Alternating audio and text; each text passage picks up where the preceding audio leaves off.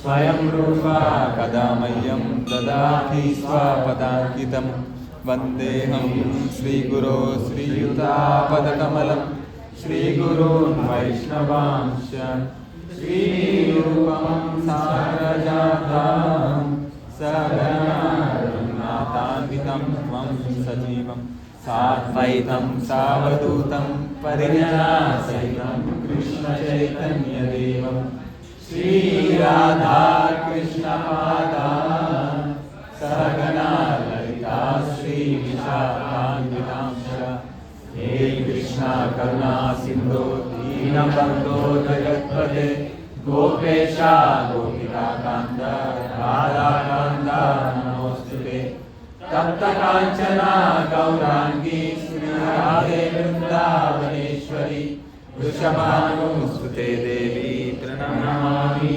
हरिप्रिये वाञ्छाकल्पतरुभ्यश्च कृपा सिन्धुभ्य एव च पतितानां पावनेभ्यो वैष्णवेभ्यो नमो नमः। जय विष्णुपादाय कृष्णप्रेष्ठाय भूतले श्रीमते भक्तिवेदान्त स्वामिनिधि नामिने नमस्ते सरस्वती देवे गौरवाणी प्रचारिणे निर्विशेष शून्यवादी पाश्चात्यदेशतारिणे जय श्री कृष्ण चैतन्य प्रभु नित्यानंद श्री अद्वैत गदाधर श्रीवासादि गौरभक्तवृंद हरे कृष्णा कृष्णा कृष्णा हरे हरे हरे राम राम राम हरे हरे।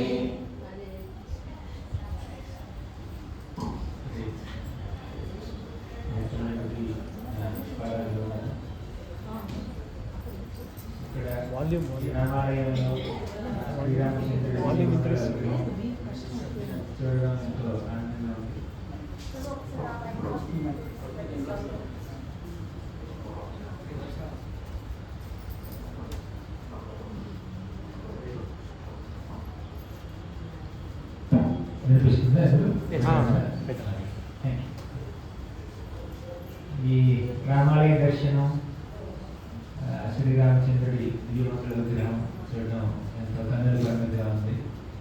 అలాగే ఎంతో ఉత్సాహంతో ఎంతోమంది ఇక్కడ సమావేశమయ్యారు.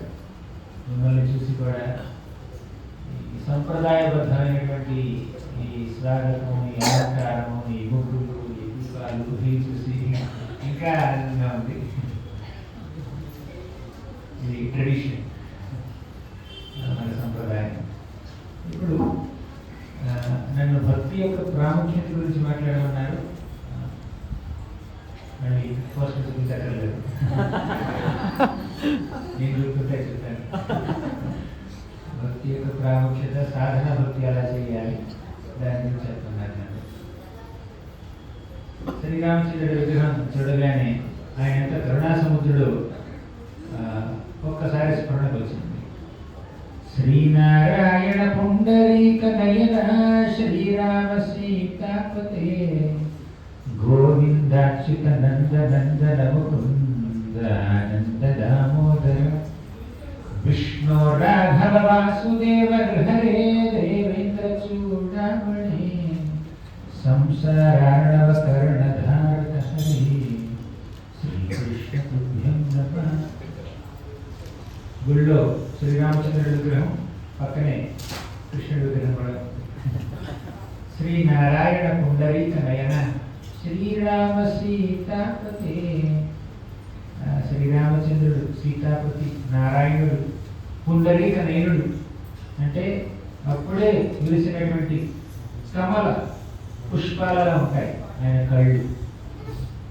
గోవిందాచిత నంద నందన ముకుంద నంద దామోదర. ఆయనే గోవిందుడు, అచ్యుతుడు. ఇప్పుడు ఆనందంతో ఉంటాడు ఆయన. సచ్చిదానంద స్వరూపుడు, ఈశ్వర పరమః కృష్ణ సచ్చిదానంద విగ్రహ. దామోదరుడు విష్ణు రాఘవ వాసుదేవ హరే దేవేంద్ర చూడబడి. ఆయనే విష్ణు, రఘువంశంలో జన్మించేటువంటి శ్రీరామచంద్రుడు, రాఘవ వాసుదేవుడు, గృహరి నరసింహస్వామి. సంసారార్ణవ కర్ణధారక హరి శ్రీకృష్ణ తుభ్యం నమః. ఆ భగవంతుడు ఎన్నెన్నో రూపాల్లో ఇలా మనకు దర్శనమిచ్చి ఎన్నెన్నో లీలలు చేసి ఆయన ఈ సంసార సాగరము అన్నటువంటి ఈ భౌతిక ప్రపంచాన్ని దాటిస్తున్నాడు. సంసారార్ణవ కర్ణధారక హరి. సంసార సాగరాన్ని దాటాలంటే మనకు ఒక చక్కటి నావ కావాలి, ఒక చక్కటి పడవ కావాలి. పడవ ఉంటే సరిపోదండి, ఆ పడవని నడిపే నావికుడు కావాలి. ఆ భగవంతుడే స్వయంగా ఆ నావికుడిగా మారుతాడు. భాగవతంలో ఇంకో శ్లోకం ఏం చెప్పారంటే సమాశ్రితాయే పదపల్లవప్లవం. అంటే ఈ సంసార సాగరం మొత్తాన్ని, ఈ సంసారం మొత్తాన్ని ఒక సాగరంతో పోల్చారు. ఆ భగవంతుడి యొక్క పాద పద్మాలని శరణ పొందే విధానాన్ని ఒక పడవతో పోల్చారు. ఆయన పాద పద్మాలే పడవ.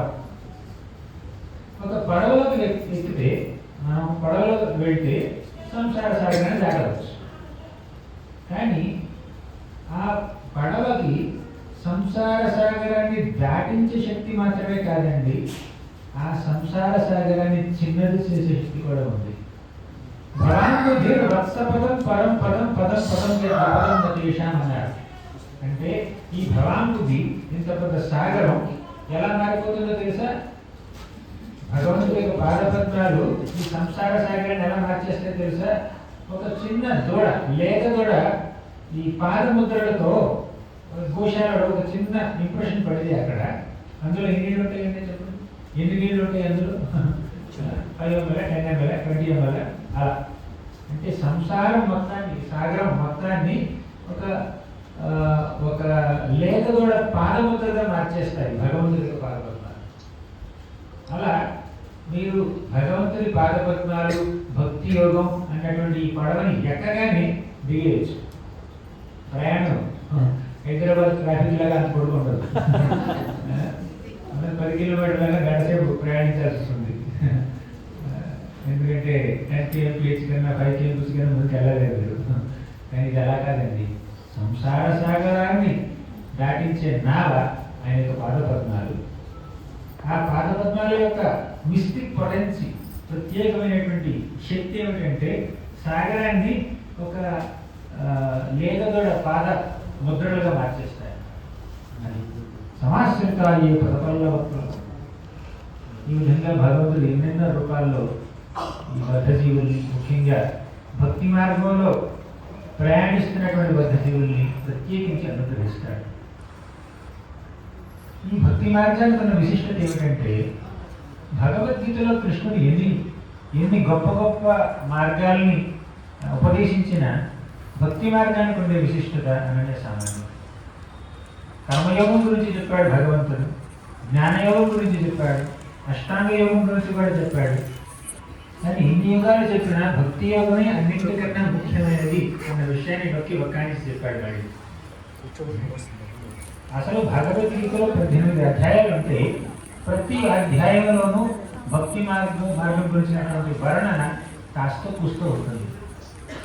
కొన్ని అధ్యాయాలు పూర్తిగా భక్తిని గురించే మాట్లాడుతున్నాయి, ఇంకొన్ని అధ్యాయాలు కాస్త కూస్తో భక్తిని గురించి ప్రస్తావిస్తున్నాయి. ఎందుకంటే భగవంతుడికి భక్తిని మించి ఇంకేది సంతృప్తినివ్వలేదు.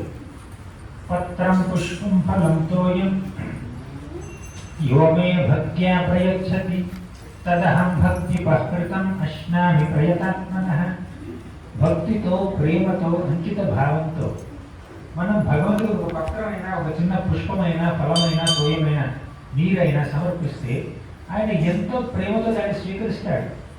స్వీకరించడానికి ఎప్పుడూ ఎంతో నువ్విళ్ళుతూ ఉంటాడు. ఈ కథ చూస్తే నాకు ఒక చిన్న కథ గుర్తొస్తుంది. శ్రీమద్ భాగవతం 10వ స్కంధంలో ఒక చక్కటి ఘట్టాన్ని మన సుఖదేవ గోస్వామి గారు వర్ణిస్తారు. శ్రీకృష్ణుడు తన అవతరణ జరిగిన వెంటనే మథురా నగరాన్ని విడిచిపెట్టి బృందావనానికి వెళ్ళాడు, గోకుల మహావనానికి వెళ్ళాడు. అక్కడ ఒక దశాబ్దం పాటు ఉన్నాడు. తర్వాత కంసుడు కబురు పెట్టాడు. ఏ క్షణంలో అయితే కంసుడికి దేవకి యొక్క అష్టమ గర్భం కృష్ణుడే ఎంతో సురక్షితంగా నంద యశోద యొక్క సంరక్షణలో పెరుగుతున్నాడు బృందావనంలో అన్న విషయం తెలిసిందో, అదే క్షణంలో మన కంసుడు ఏం చేశాడంటే కృష్ణుడు కబురు పెట్టాడు. ఎవరితో? అక్రూరుడితో. అక్రూర వెంటనే బృందావనానికి వెళ్ళి కృష్ణ బలరాముని తోడ్కొని ఇక్కడికి రా అన్నాడు. సరే, అక్రూరుడు మంత్రి, రాజు కృష్ణుడైనా కూడా మంత్రి బాధ్యత కదా రాజుకి నమస్కరించడం, రాజుకి కొంచెం గౌరవాన్ని ఇవ్వడం. కాబట్టి ఆయన వెంటనే వెళ్ళి కృష్ణ బలరాముని ఇక్కడికి తీసుకొచ్చాడు, మథురా నగరానికి తీసుకొచ్చాడు. అక్కడేం జరిగిందంటే కృష్ణుడు మథురా నగరానికి రాగానే బలరాముడితో పాటుగా ఇంకా చాలామంది గోప బాలకులతో పాటు ఆయన మథురా నగరాన్ని అలా పర్యటిస్తున్నాడు. మథురా నగరాన్ని కృష్ణుడు చూడడం కాదండి, మథురా నగరమే కృష్ణుని చూస్తుంది. ఆయన మథురాధిపతి, మథురాధిపతి కూడా. మథురాధిపతి మీన్స్ అంటే ఆయన మథురా నగరానికి అధిపతి. సింహాసనం మీద ఎప్పుడు కూర్చోలేదు, సింహాసనం మీద ఉగ్రసేన మహారాజును కూర్చోబెట్టాడు. అయినా కూడా మథురాధిపతి కృష్ణుడే, మథురాధీశుడు కృష్ణుడే. తర్వాత మధురాధిపతి కూడా, మాధుర్యకి ఆయన అధిపతి మధుపతి. ఇలా కృష్ణుడు మథురా నగరాన్ని అలా సందర్శిస్తున్నాడు తన తోటి గొప్ప బాలకులు. అప్పటికి 10:30-11 ఏళ్ళు కృష్ణుడికి. అలా 11 ఏళ్ల వయసులో ఉన్న కృష్ణుడు అలా ఈ నగరం మొత్తాన్ని అలా పర్యటిస్తూ అందరినీ చూస్తూ ఉన్నాడు. దారిలో మార్గ మధ్యంలో ఆయనకి రోజు గుర్తొచ్చింది. అక్కడ ఉన్నటువంటి ప్రజల్ని అడిగాడు. ఇక్కడ ఒక మాలాకారుడు, ఏమంటారు, మాలలు కట్టేవాడిని ఏమంటారు ఇక్కడ తెలుగులో, పూలు అమ్ముకునేవాడు. ఇక్కడ సుధాముడు అనే ఒక పువ్వులు మాలలు కుట్టే ఒక వ్యక్తి ఉన్నాడు. వాడి ఇల్లు ఎక్కడ ఉంది? నా దగ్గర జీపీఎస్ లొకేషన్ లేదు కాబట్టి మీరు చెప్పాలి, అడ్రస్ చెప్పాలని అందరినీ అడిగాడు. మథురా నగరంలో ఉన్నటువంటి గొప్ప బాలకులు, ఈ స్త్రీలు కానీ పురుషులు కానీ బ్రాహ్మణులు కానీ వాళ్ళందరూ బయటకు వచ్చి కృష్ణుని దర్శనం చేసుకుంటున్నారు. వాళ్ళు చేసే పనులన్నీ ఆపి బయటకు వచ్చి మరి దర్శనం చేసుకుంటున్నారు. కానీ ఈ సుధాముడు మాత్రం, సుధాముడు అంటే బ్రాహ్మణుడు కాదండి, పూలు కుట్టి ఆయన. ఈ సుధాముడు మాత్రం ఇంటి గడప బయటికి దాటలేదు, ఇంట్లోనే కూర్చున్నాడు. ఏం చేస్తున్నాడు? భగవంతుడి కోసం ఒక చక్కటి మాలని అలా కడుతున్నాడు అన్నమాట. ప్రత్యేకమైనటువంటి ఎంతో సువాసనలు వెదజల్లే అందమైనటువంటి పువ్వుల్ని అలా మాల కూర్చున్నాడు.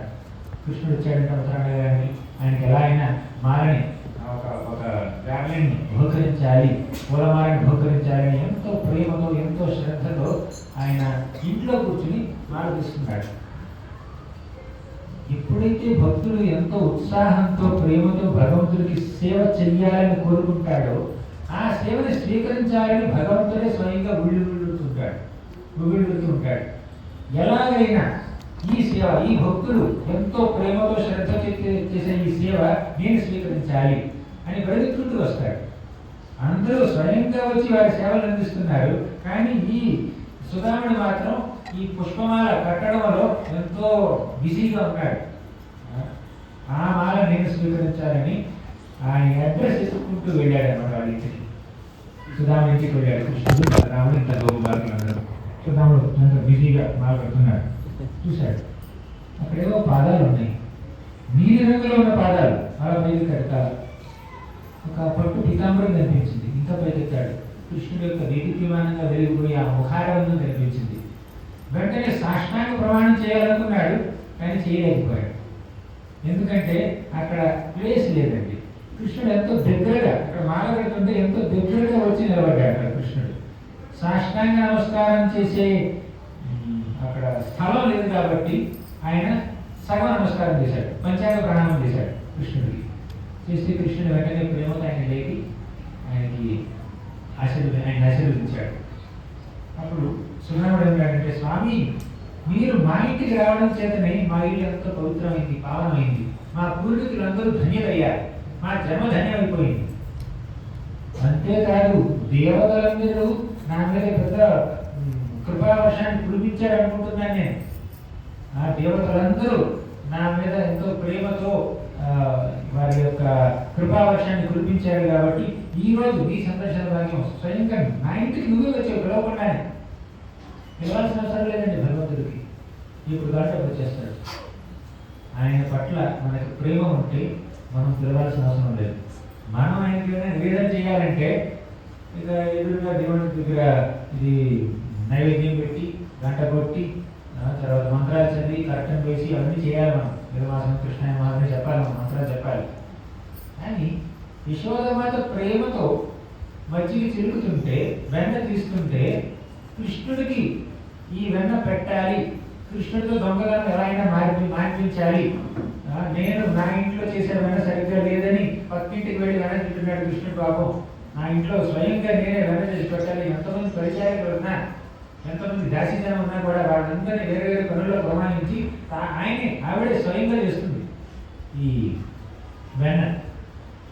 ఇప్పుడు ఆ భక్తురాలు యశోదామాత అంత ప్రేమతో అంత ఆప్యాయతతో కృష్ణుడికి సేవ చేస్తుంటే ఆ సేవని స్వీకరించాలని కృష్ణుడే స్వయంగా పడగది నుంచి వంటగదికి వచ్చి అమ్మ నా పాలు కావాలన్నాడు.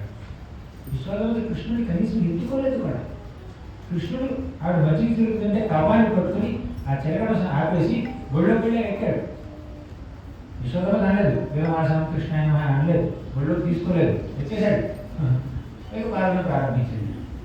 అదేవిధంగా సుధాముడు కూడా కృష్ణ మా ఇంటికి రా అనలేదు, కానీ ప్రేమతో ఈ మాల కడుతున్నాడు కాబట్టి వెంటనే కృష్ణుడు వచ్చేసాడు. తానే స్వయంగా వచ్చాడు, వెతుక్కుంటూ వచ్చాడు, ఇల్లు వెతుక్కుంటూ వచ్చాడు. ఇక సుధాముడు ఏమన్నాడు, స్వామి నేను మీకు ఏ విధంగా సేవ చేయగలను, మీ సేవా భాగ్యాన్ని నాకు ప్రసాదించండి, చెప్పండి నేనేం చేయాలి. అప్పుడు కృష్ణుడు ఏమన్నాడు తెలుసా, నాకు ఒక పుష్పమాల కావాలన్నాడు.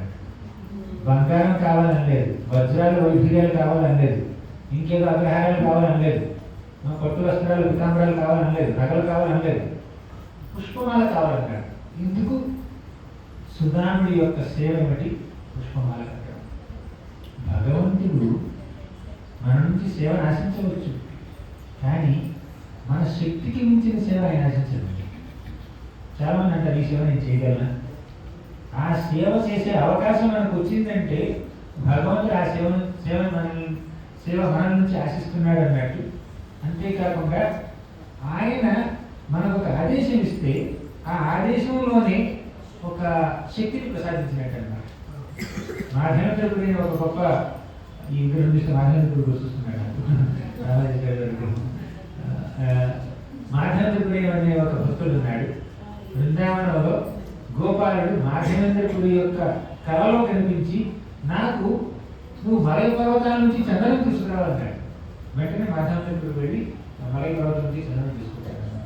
కానీ భక్తులు ఇంత చందనాన్ని మలయ పర్వతం నుంచి ఒరిస్సా నుంచి బృందావనం వరకు మోసుకుంటూ రావాలి అని చెప్పి ఆయన మళ్ళీ కళ్ళలో కనపడి, సరే నా దాకా తీసుకురావాల్సిన అవసరం లేదు, నాలాంటి విగ్రహం ఇంకో విగ్రహం ఉంది, గోపినాథుని విగ్రహం ఉంది, అది రమణ అనేటటువంటి నగరంలో ఈ జగన్నాథపురి పురి మేరలో ఉంది, అక్కడ నువ్వు చందనం భగవంతుడు తప్పిస్తే నేను సంతోషిస్తానని చెప్పి అన్నాడు. అంటే భగవంతుడు చాలా మంది భక్తులకి సేవనిస్తూ ఉంటాడు. కానీ ఏ భక్తుడు ఎంత సేవ చేయగలడు, ఎటువంటి సేవ చేయగలడు ఆయనకి చక్కగా తెలుసు. మనకి శక్తికి మించిన సేవను ఆయన ఆశించట్లేదు. ఆంజనేయుడు అయితే పెద్ద పెద్ద కొండ పర్వతాలని పెద్ద పెద్ద బండరాళ్ళని తీసుకురావాలి. కానీ వడకకి ఏం చేయాలి? ఇసుక రేణువుల్ని చిన్న చిన్న బలకరాళ్ళని తీసుకొస్తే సరిపోతుంది. గుడిత నుంచి శ్రీరామచంద్రుడు ఒక పెద్ద బండరాజని ఆశించట్లేదు. ఆ ఉడత కన్నా బండరాజు పొందలేవు. అంటే మన శక్తికి తగ్గట్టు సేవ చేయాలి. కానీ ఎంత సేవ చేస్తున్నామో అన్నది కాదు విషయం. అక్కడ ఎటువంటి భావంతో చేస్తున్నామో అది కృష్ణుని చూపిస్తున్నాను. సరైన భావంతో చేస్తే సేవ ఆయన స్వీకరిస్తాడు. అప్పుడు ఈ సునాముడు అనేటటువంటి ఈ పూలు కట్టుకునే వ్యక్తి ఆయన చేసే సేవ ఈ పూలమాలలు కట్టడం అన్నమాట. ఈ పూలమాలతో నాకు సేవ చేయన్నాడు. అంటే ఇంకేం అక్కర్లేదు. మీ నుంచి మీ శక్తికి మించినది ఏది ఆశించడు. పైగా మీ నుంచి ఆయన ఆశిస్తే ఆ సేవ చేసే శక్తిని ఆయన మీకు ప్రసాదించి ఆశిస్తాడు.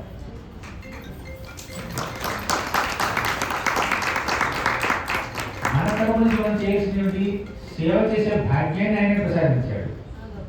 సేవ చేసే శక్తిని కూడా ఆయన ప్రసాదించాడు. ఇక మన పాత్ర ఏముంది ఇక్కడ? సేవ చేయడం, సేవ చేయాలని కోరుకోవడం. సేవ చేయాలన్న కోరిక, ఆ విల్లింగ్నెస్, డిజైర్ మనలో ఉంటే అప్పుడు భగవంతుడు సేవ యొక్క అవకాశాన్ని కల్పిస్తాడు. సేవ చేయడానికి సదుపాయాన్ని ఇస్తాడు. సేవ చేసే వసతుల్ని, వనరుల్ని అన్ని ఆయన సమకూరుస్తాడు. శక్తిని మనకి ఇస్తాడు అన్నమాట. కానీ సేవ చేయాలన్న కోరిక ఉండాలి. ఆ కోరిక మనలో లేకపోతే ఇంక సేవ భాగ్యమే రాదు. నిజంగా భగవంతుడికి సేవ చేయాలి, నిస్వార్థంగా సేవ చేయాలన్న భావన మనలో ఉంటే మనకి భగవంతుడు ఎన్నెన్నో అవకాశాలు ఇస్తాడు. అసలు ఆ భావనే లేకపోతే, ఆ కోరికే లేకపోతే ఇంకా భగవంతుడు మనకి సేవ చేసే అవకాశం ఇస్తాడు. అందుకే భక్తి మార్గంలో ఉన్నటువంటి సరళత ఏమిటంటే, భక్తి మార్గం ఎంత సులభం అంటే మీరు సేవ చేయాలని కోరుకున్నంత మాత్రాన్ని భగవంతుడు మీకు అవకాశాలని, సదుపాయాన్ని, శక్తిని ఆయన సమకూరుస్తాడు. గైడెన్స్ని కూడా సమకూరుస్తాడు. నేను భగవంతుడిని ధ్యానించాలి, తపస్సు చేయాలి, ఆయన్ని మెప్పించాలి, ఆయన నుంచి వరాలు పొందాలి అని ఒక 5 ఏళ్ల వరాలు ఒకసారి కోరుకున్నాడు. ఎవరైనా ధ్రువుడు కేవలం కోరుకున్నాడు అంతే. ఆ కోరిక కూడా ఒక భౌతిక లక్ష్యంతో కూడినటువంటి కోరిక. దేవుణ్ణి పూజించాలని, శ్రీమన్నారాయణుని ఆశ్రయించాలని కోరుకున్న మనసులో ఆయనలో ఉన్నటువంటి లక్ష్యం ఏమిటో తెలుసా? నా తండ్రి కన్నా, నా తాత కన్నా, నా ముత్తాత కన్నా గొప్ప పదవిని నేను అలంకరించాలి. నా ప్రపితామహుడైనటువంటి ఆ బ్రహ్మదేవుడి కన్నా గొప్ప పోస్ట్ ఏమంటే ఆ పోస్ట్ నాకు కావాలి అన్న లక్ష్యంతో దేవుణ్ణి పూజించాలనుకున్నాడు. అంటే మనసులో ఉన్నటువంటి ఆ భావన, ఆ కోరిక సరైనది కాకపోయినా కూడా ఏదో ఒక భావనతో మనం భగవంతుని పూజించాలనుకుంటే భగవంతుడు మనకి సహకారం ఇస్తాడు. నారద మహర్షిని పంపించాడు. నారద మహర్షిని ప్రేరేపించి, నా భక్తుడు 5 ఏళ్ల బాలుడు నన్ను పూజించాలనుకుంటున్నాడు. మనస్తత్వం సరిగ్గా లేదు.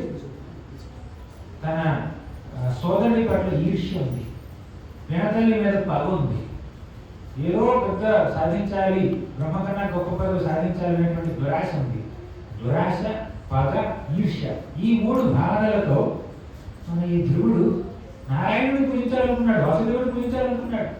అయినా కూడా వాసుదేవుడు ఆయన భావనలన్నింటినీ పక్కన పెట్టి కేవలం నన్ను పూజించాలి అనుకుంటున్నాడు అన్నటువంటి ఆ ఒక్క కోరికను మాత్రం గమనించి నారద మహర్షిని పంపించాడు. నారద మహర్షి వెళ్ళి ఈ చిన్న బాలుడికి, 5 ఏళ్ల బాలుడికి నువ్వు కొంచెం గైడెన్స్ ఇవ్వు అన్నాడు. వెంటనే నారద మహర్షి అక్కడికి వచ్చి ధ్రువుడు చెప్పాడు, ఆయన నువ్వు ఓం నమో భగవతే వాసుదేవాయ అన్న మంత్రాన్ని, ఈ ద్వాదశాక్షరి మంత్రాన్ని నువ్వు చక్కగా జపించాలి, బృందావనంలో జపించాలి అన్నాడు. సరే, చక్కగా జపించాడు. 6 నెలల్లోనే 5 ఏళ్ల బాలుడు 6 నెలల్లో భగవంతుడికి సాక్షాత్కారాన్ని పొందాడు. ఇక్కడ మనం చెప్పుకోవాల్సిన విషయం ఏంటంటే, మనసులో సరైన కోరిక లేకపోయినా, ఇంతకుముందు మనలో పవిత్రత లేకపోయినా, ఇంతకుముందు ఎన్ని పాపకార్యాలు చేసినా, ఎన్ని దురాగతాలు చేసినా, ఎన్ని అపరాధాలు చేసినా, ఎన్ని అనర్థాలు చేసినా, ఎన్ని అపచారాలు చేసినా, భగవంతుడి యొక్క సేవ చేయడానికి, భగవంతుడి యొక్క భక్తి మార్గాన్ని ఆచరించడానికి మనం అనర్హులము కాదు. అకామః సర్వకామో వా మోక్షకామ ఉదారధీః తీవ్రేణ భక్తి యోగేన యజేత పురుషం పరం. అకామః సర్వకామో వా అంటే మనసులో ఏ కోరిక లేకపోయినా, సర్వకామవ అన్ని రకాల కోరికలు ఉన్నాయి మనసులో. మోక్షకామ కేవలం మోక్షాన్ని కోరుకుంటున్నా, మోక్షాన్ని కోరుకున్నా, అన్ని రకాల భౌతిక కోరికలున్నా, ఏ కోరికలు లేకపోయినా తీవ్రేణ భక్తి యోగేన యజేత పురుషం పరం. ఆ భగవంతుడికి, పరమ పురుషుడికి, శ్రీకృష్ణుడికి మీరు తీవ్రమైనటువంటి భక్తి యొక్క సేవ చేయండి అని భాగవతం చెప్తుంది. అది భక్తి మార్గంలో ఉన్నటువంటి సౌలభ్యం. ఏ మార్గం లేదండి ఇంత సౌలభ్యం. ఏ మార్గానికైనా కొన్ని అర్హతలు, కొన్ని అనర్హతలు ఉంటాయి. కానీ భక్తిలో అర్హతలు అనర్హతలు లేవు. అందున ఈ భక్తిలో అత్యంత ముఖ్యమైనటువంటి ప్రాధాన్యమైనటువంటి అంశం ఏంటో తెలుసా? జపం చేయడం. ఆ భగవంతుడి యొక్క నామాన్ని జపించడం. ఆ నామాన్ని జపించడానికి ఎటువంటి అర్హత లేదు. విగ్రహారాధన చేయాలంటే మీరు ఎప్పుడైతే దగ్గర ఆవరిస్తున్నారు, ఆవరిస్తూ కృష్ణ రామ అనుకోవచ్చు. కానీ ఆవరించుకుంటూ అలాగే గుళ్ళోకి వెళ్ళి ఆరతి వదలడం భగవంతుడికి. అంటే విగ్రహారాధన చేయాలి అంటే కాస్త కొంత అర్హత కావాలి. కొన్ని డూస్ అండ్ డోంట్స్ ఉన్నాయి, యమ నియమాలు ఉన్నాయి. అక్కడ స్నానం చేయాలి, ఎంతో ఫ్రెష్గా ఉన్నటువంటి బట్టలు ధరించాలి, తర్వాత ఈ బ్రాహ్మణ దీక్ష జరిగి ఉండాలి, డీటీ వర్షిప్లో విగ్రహారాధనలో కాస్త శిక్షణ లభించి ఉండాలి, ట్రైనింగ్ లభించి ఉండాలి. కానీ ఏ ట్రైనింగ్ లేకుండా కూడా ఎటువంటి పరిస్థితుల్లో ఉన్నా, ఏ ప్రదేశంలో ఉన్నా, ఏ పరిస్థితుల్లో ఉన్నా, ఎవరైనా ఎప్పుడైనా, ఏ వయసు వారైనా, ఏ దేశం వారైనా, ఏ ప్రాంతం వారైనా, ఏ వర్ణం వారైనా, ఏ ఆశ్రమం వారైనా, ఎవరైనా కూడా, స్త్రీలైనా, పురుషులైనా, పిల్లలైనా, పెద్దలైనా, వృద్ధులైనా, వయసులో ఉన్నవారైనా, ఎవరైనా కూడా హరినామాన్ని జపించవచ్చు. నామ్నామకారి బహుధానిక సర్వశక్తి ప్రాంతుత నియమిత స్మరణే అకాల. అంటే హరినామాన్ని జపించడానికి ఎటువంటి నియమ నిబంధనలు లేవు. ఎవరైనా ఎప్పుడైనా హరినామాన్ని జపించవచ్చు. హరిర్నామ హరిర్నామ హరిర్నామైవ కేవలం కలో నాస్తేవ నాస్తేవ నాస్తేవ విగణ్యత. అంటే హరినామాన్ని జపించడానికి ఎటువంటి అడ్డంకులు లేవు, రూల్స్ రెగ్యులేషన్స్, నియమ నిబంధనలు లేవు. ఎవరైనా ఎప్పుడైనా చేయొచ్చు. రాత్రి అర్ధరాత్రి లేచారు, నిద్ర లేచారు, కుక్కలు మెరుగుతున్నాయని లేచారో, లేదంటే ఇంకా కళ్ళు కూర్చుందని లేచారు, నిద్ర పట్టక లేచారు. నిద్ర పట్టట్లేదు, జపాలు చూసుకొని జపం చేయండి. అర్ధరాత్రి కూడా చేయొచ్చు. కానీ అర్ధరాత్రి లేచి గర్భగుడిలో కూడా మీరు హారతి పోయారు, అలంకారం చేయలేరు. అవునా? అంటే నియమ నిబంధనలు లేవు. పైగా ఆ నామానికి భగవంతుడికి వ్యత్యాసం లేదండి. హరినామాన్ని జపిస్తే హరిని కలిసినట్టే, హరితో మీటింగ్ పెట్టుకున్నట్టే. రోజు 2 గంటలు జపం చేశారంటే ప్రతిరోజు 2 గంటలు కృష్ణుడితో పర్సనల్ మీటింగ్, ప్రైవేట్ మీటింగ్ చేస్తున్నారు మీరు. అది హరినామానికి ఉన్నటువంటి ప్రాముఖ్యత. కళ్యాణం నిధానం కలివల పథనం పావనం పావనం పాఠేయం యన్ముక్షో సపతి పరపద ప్రాప్తయే ప్రోచ్యమానం విశ్రామస్థానమేకం కవివరవచసాం జీవనం సత్యదానం బీజం ధర్మధ్రువస్య ప్రభవతు భవతో భూతయే కృష్ణనామ. కళ్యాణానాం నిధానం అంటే అన్ని కళ్యాణాలకి నెలకొలవు ఈ హరినామం. కళ్యాణానాం నిధానం కలిమల మథనం పావనం పావనం. కలిమల మథనం, కలికాలంతో వచ్చినటువంటి ఆ కల్మషాన్ని, ఆ మలాన్ని, ఆ మలినాన్ని పూర్తిగా ప్రక్షాళన చేసేది హరినామం. కలిమల మథనం పావనం పావనం. మనం అపవిత్రంగా ఉంటే ఆ అపవిత్రతను తొలగించి పవిత్రతని తీసుకొచ్చే మార్గాలు ఎన్నో ఉండవచ్చు. ఆ మార్గాలన్నింటిలోకి ఉత్తమమైన మార్గం హరినామాన్ని జపించారు. పావనం పావనానం పాథేయం జన్మముక్షో సపది పరపద ప్రాప్తయే ప్రోచ్యమానం. అంటే మనం ఈ భౌతిక జగత్తు నుంచి ఆధ్యాత్మిక జగత్తు వరకు చేసే ఆ ప్రయాణంలో మన తోడు హరినామం. ఎంతమంది ఈ భౌతిక జగత్తుని భవబంధాలని విడిచిపెట్టి భగవంతుని చేరుకోవాలనుకుంటున్నారు? ఇక్కడ చాలా పెద్ద ప్రయాణం అండి. గచ్చిబౌలి నుంచి నిజాంపేట వచ్చినట్టు కాదు ప్రయాణం. ఈ ప్రయాణం చాలా లాంగ్ ప్రయాణం అన్నమాట. ఈ ప్రయాణం కొన్ని జన్మలు పట్టచ్చు. కానీ ఈ ప్రయాణంలో మన తోడు ఏమిటో తెలుసా? హరినామం. హరినామం అంటే హరినామానికి వ్యత్యాసం లేదు.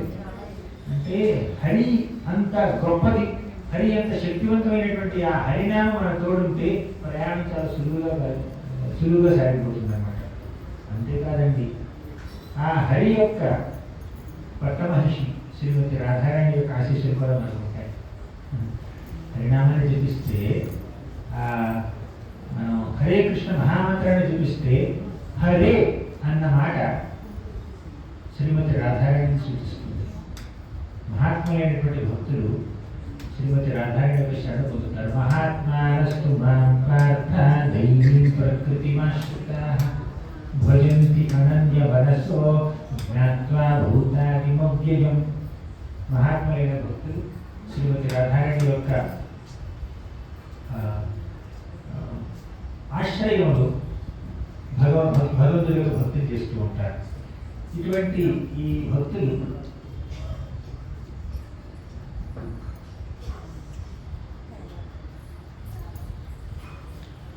ఇలా శ్రీమతి రాధారాణి యొక్క ఆశ్రయం తీసుకున్నటువంటి ఈ భక్తులు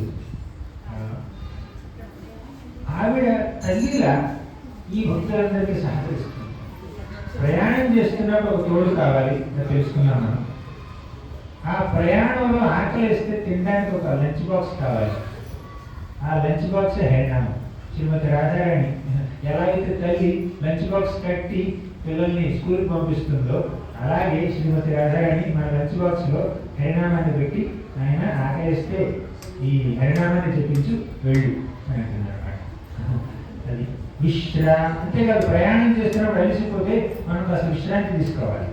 విశ్రామస్థానమేకం కవివరవచసాం జీవనం సజ్జనానాం బీజం ధర్మధ్రువస్య ప్రభవతి భవతో భూతయే కృష్ణనామ.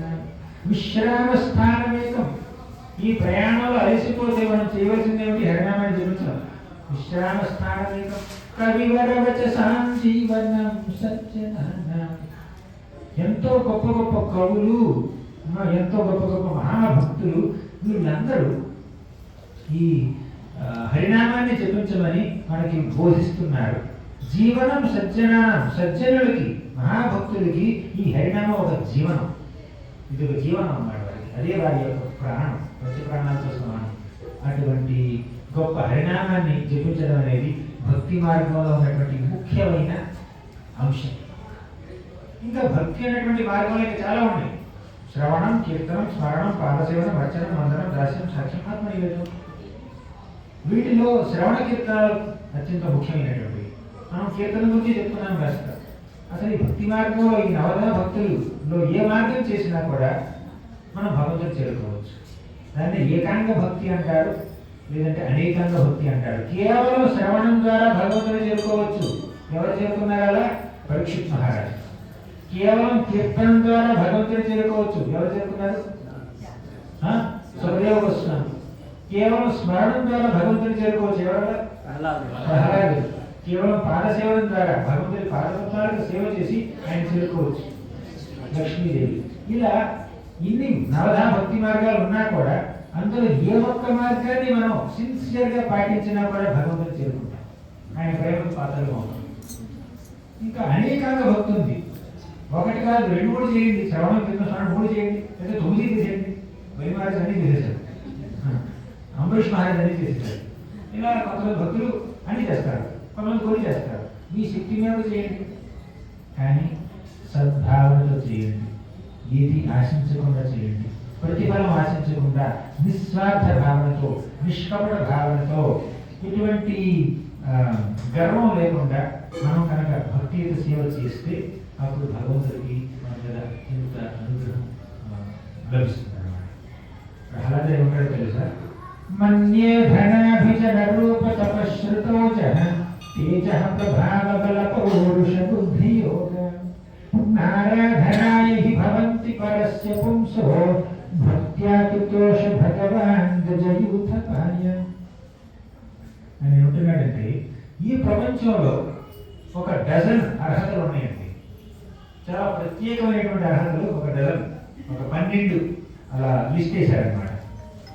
ఈ 12 అర్హతల్లో ఏ అర్హత ఉన్నా కూడా వాళ్ళు గొప్పవాళ్ళు అని భావిస్తూ ఉంటారు వ్యక్తులు. ఏమిటది? ధన, అభిజన, రూప, తప, శృత, ఓజ, తేజ, ప్రభావ, బల, పౌరుష, బుద్ధి, యోగ. ధనం అంటే డబ్బు తెలిసింది.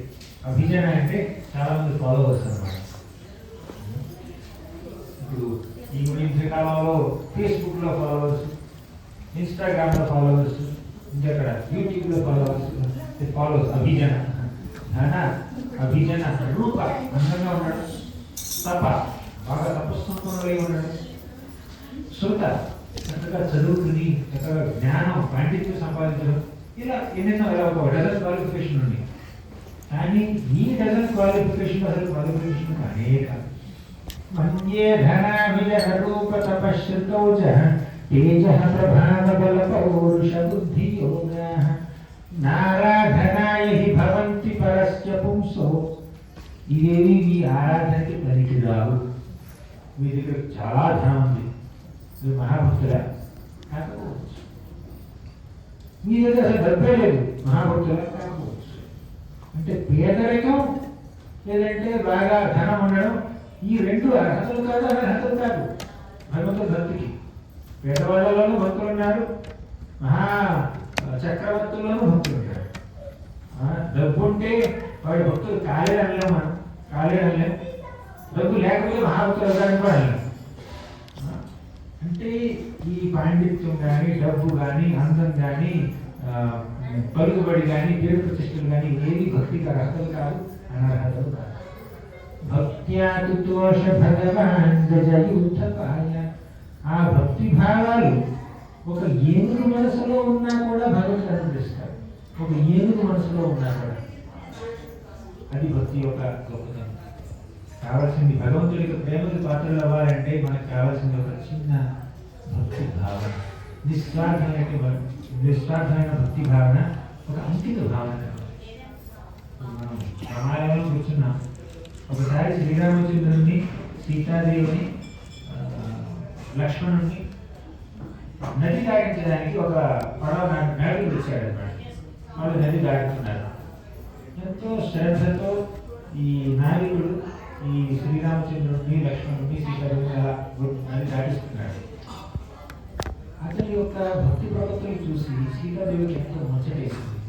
సీతమ్మ ఎంత సీతమ్మకి అనిపించింది, ఎంత మంచి భక్తుడు, ఎంత నిస్వార్థమైన భక్తుడు అని చెప్పి తన ఉంగరాన్ని తీసి రాముడికి ఇచ్చింది. రామ, ఈ ఉంగరాన్ని అతనికి బహుకరించు అని చెప్పింది.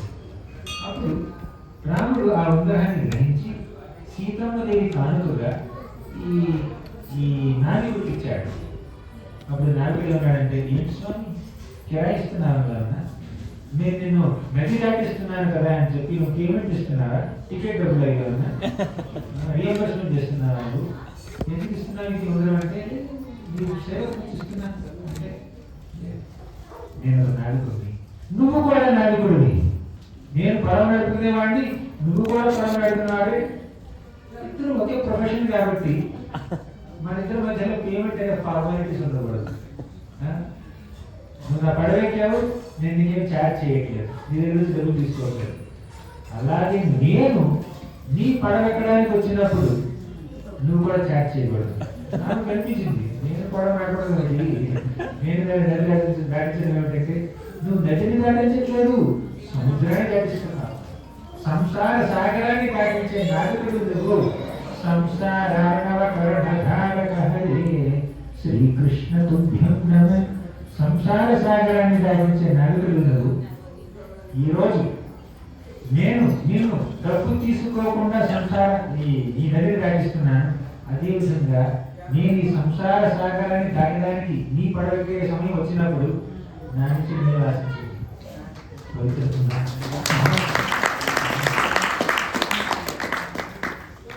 మనం మన నుంచి దేవుడు ఆశించేది ఏమిటి? భక్తిభావం మాత్రమే.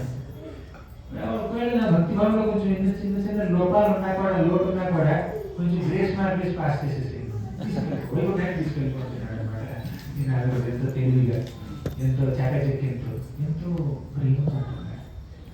ఇది భక్తిలో ఉండేటువంటి తీయద, భక్తిలో ఉండేటువంటి మాధుర్యం జ్ఞాన మార్గంలో లేదండి, కర్మ మార్గంలో అసలే లేదండి, యోగ మార్గంలో కూడా లేదు. కృష్ణ భక్త నిష్కామ అతయ్యవ శాంత, భుక్తి ముక్తి సిద్ధికామి సకలి అశాంత. భుక్తికాములు ఉంటారు, కర్మ మార్గం పాటించే వాళ్ళు భుక్తికాములు అంటారు.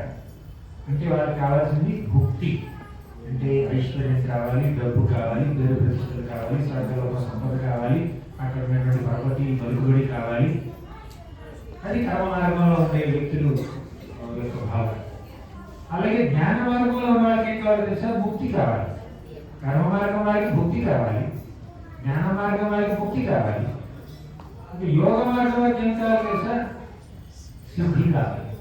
అష్టాంగ యోగం చేస్తారు, యమ నియమ ప్రాణాయామ ప్రత్యాహార ఇటువంటి అష్టాంగ యోగాలు చేస్తారు వాళ్ళు. అష్ట సిద్ధులు కావాలంటారు, అణిమ మహిమ లలిమ ప్రాప్తి నిశ్చిత ఇవన్నీ కావాలి. భుక్తి ముక్తి సిద్ధి కామి సకలి అశాంత. మనం భుక్తిని కోరుకున్నా, సిద్ధిని కోరుకున్నా అశాంతి తప్పదు. కానీ కృష్ణ భక్త నిష్కామ, కృష్ణుడి యొక్క భక్తులకి ఎటువంటి కామం లేదు, ఎటువంటి కోరిక ఉండదు, భౌతిక వాంఛలే లేవు. అటువంటి వారు ప్రశాంత, వాళ్ళు ఎప్పుడు ప్రశాంతంగా ఉంటారు. గజేంద్రుడు ఏమంటాడో తెలుసా? ఏకాంతినో యస్య న కాంచనార్థం వాంఛంతి ఏ వై భగవత్ ప్రపన్నాః అత్యద్భుతం తచ్చరితం సుమంగళం గాయంత ఆనంద సముద్రమగ్నాః. ఏకాంతినో యస్య న కాంచనార్థం. ఏకాంచన భక్తులంటే మామేకం శరణం వ్రజ అన్నటువంటి ఆ ఆదేశాన్ని పాటించిన భక్తులు. ఏకాంతినో అంటే భగవంతుడే నా యొక్క ఏకైక ఆశ్రయం, ఆయన తప్పితే నాకు ఇంకేం అక్కర్లేదు, ఇంకెవరు అక్కర్లేదు, ఇంక వేరే ఆశ్రయమే లేదు. అన్యథా శరణం నాస్తి త్వమేవ శరణం మమ అనుకునే భక్తులు ఏకాంతిన భక్తులు అంటారు. ఏకాంతినో యస్య న కాంచనార్థం.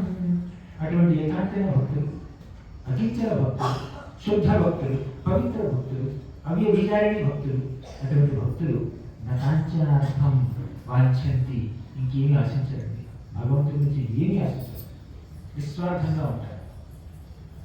వాంఛంతి ఏ వై భగవత్ ప్రపన్నాః. భగవత్ ప్రపన్నాః అంటే భగవంతుడి యొక్క శరణుని పూర్తిగా పొందినటువంటి భక్తులు. వాళ్ళు ఏం చేస్తారు తెలుసా? అత్యద్భుతం తచ్చరితం సుమంగళం గాయంత ఆనంద సముద్రమగ్నాః. అతి అద్భుతం తచ్చరితం సుమంగళం. ఆ భగవంతుడి యొక్క చరిత్ర, ఆయన యొక్క లీలలు అతి అద్భుతం. సుమంగళం అంటే ఎంతో మంగళప్రదమైనటువంటివి. ఆ లీలల్ని ఎప్పుడు వర్ణిస్తూ ఉంటారు, గానం చేస్తూ ఉంటారు. గాయంత ఆనంద సముద్రమగ్న. అలా భగవంతుడి లీలని గానం చేస్తూ ఆనందము, ఆధ్యాత్మిక ఆనందం అనే సాగరంలో పూర్తిగా మునిగిపోతూ ఉంటారండి. వాళ్ళని భక్తులు అంటారు. భక్తి మార్గంలో మనకి లభించే ఈ ఆనందం, ఈ ఆధ్యాత్మిక ఆనందం, ఈ దివ్యానందం ఆ బ్రహ్మానందం ముందు, బ్రహ్మానందం కన్నా కోటి రెట్లు గొప్పదండి. అందుకే మన ధ్రువుడు ఏమంటాడు తెలుసా? యానిర్వృతిస్తన భృతాం తవ పాద పద్మ ధ్యానాత్ భవజ్జన కథా శ్రవణేన భాస్య సా బ్రహ్మణి స్వమహిమన్య వినాథనాభో కిం పంతకాశీర్వితా పదతం విమాన. లీలానందుడికి ఇప్పుడే లీలలో ఆనందం భక్తులు భగవంతుడి యొక్క లీలని గానం చేస్తే ఎలా ఆనందం పొందుతారు అని అనగానే ప్రభుత్వ శిక్షణ గాయంత ఆనంద సముద్రమగ్న. ధ్రువుడు ఏమన్నాడంటే ఆనందం కావాలి అంటే, ఆధ్యాత్మిక ఆనందం కావాలి అంటే రెండు మార్గాలు. ఏమిటా మార్గాలు? ఒకటి యానిర్వృత్తి తనుభృతాం తవ పాద పద్మ ధ్యాన. భగవంతుడి యొక్క పాద పద్మాన్ని ధ్యానించడం ద్వారా మనం ఆనందం. అది ఒక మార్గం. రెండవ మార్గం ఏమిటి? భవజ్జన కథాశ్రవణేన వాస్యాత్. భవజ్జన అంటే భగవంతుడి యొక్క జనుడు, భక్తుడు, భక్తజనుల యొక్క కథాశ్రవణేన వాస్యాత్. భక్తజనుడు కృష్ణ కథని చెప్తూ ఉంటే దాన్ని మనం ఆస్వాదించాలి.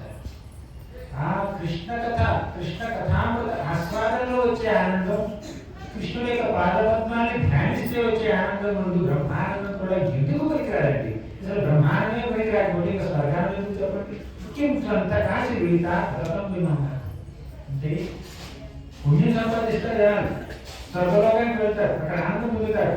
పుణ్యం అనేది ఛార్జింగ్ చేయకపోతే బ్యాటరీ డౌన్ అయిపోతే మళ్ళీ ఇక్కడికి రావాల్సిందే. క్షీణే పుణ్యే భక్తి లోకం శక్తి అదనమాట.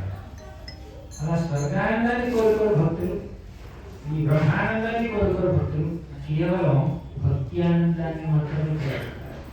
ఆ భక్త్యానందం అనేటటువంటి ఆ సాగరంలో ఒక చిన్న బిందువుని తీసుకోండి. ఈ బిందువు ముందు స్వర్గానందం అనే సాగరం దిగదు, బ్రహ్మానందం అనే సాగరం దిగదు. ఎవరు చెప్పారు తెలిసి మాట? తొలగామల వేనాపి స్వర్గం నాపునర్భవం భగవత్ సంధి సంజస్య భక్త్యా నాంటిముదాశ. ఒక తొల తీసుకోండి, రాసు. ఒక పక్క ఏం పెడతారు తెలుసా? లవమాత్ర సాధు సంఘం పెట్టండి. తొలగామ లవే నాపిన స్వర్గం నాపునర్భవం. ఒక పక్కన ఈ లవే నాపి ఒక లవమాత్ర సాధు సంఘం. అంటే లవం అంటే ఒక సెకండ్ లో కూడా ఒక చిన్న భాగం అన్నమాట. ఆ మాత్రం సాధు సంగత్యాన్ని ఒక పక్కన పెట్టండి రాసులు. ఇంకో పక్కన పెడతారు తెలుసా? స్వర్గం, స్వర్గాన్ని పెట్టండి. స్వర్గలోకంలో ఆనందం మొత్తాన్ని అక్కడ పెట్టండి. అంతేకాదు అపునర్భవం అంటే ముక్తి, ముక్తిని కూడా పెట్టండి. ఈ మోక్షానందాన్ని స్వర్గానందాన్ని త్రాసులో ఒక పక్క పెట్టారు. లవమాత్ర సాధు సంఘంలో ఉండే ఆనందాన్ని ఇక్కడ పెట్టారు. ఇది చాలా కిందకి వెళ్ళిపోతుంది, ఆకాశం రాలుతుంది అన్నమాట. ఈ గురువు కదా అనలేదు అసలు పూర్తిగా. అంటే ఈ స్వర్గం అనేది కర్మ మార్గం యొక్క అంతిమ లక్ష్యం, మోక్షం అనేది జ్ఞాన మార్గం యొక్క అంతిమ లక్ష్యం, సిద్ధులు అనేది యోగ మార్గం యొక్క అంతిమ లక్ష్యం. ఈ కర్మ జ్ఞాన యోగ అనే మార్గాల యొక్క అంతిమ లక్ష్యాలు మీరు పొందినా కూడా భక్తి మార్గంలో ఉన్నటువంటి ఆనందంలో ఒక చిన్న బిందువు ముందు కూడా పనికి రావాలి.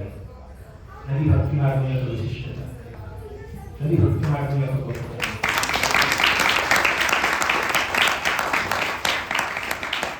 వ్యాధస్యాచరణం ధ్రువస్య చ వయో విద్యాగజేంద్రస్య కుబ్జాయా కిము నామ రూపమధికం కిం తత్సుధామ్నోధరం వంశః కో విదురస్య యాజవపతేరుగ్రస్య కిం పౌరుషం భక్త్యా తుష్యతి కేవలం న చ గుణైః భక్తి ప్రియో మాధవ.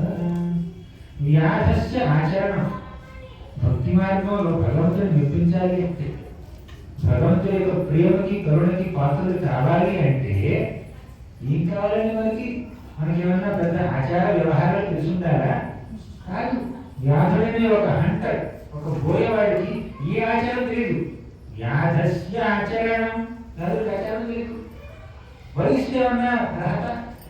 మంచి వయోవృద్ధులైతేనే భగవంతుడి యొక్క ప్రేమకి పాత్రలు ద్వారా కాదు.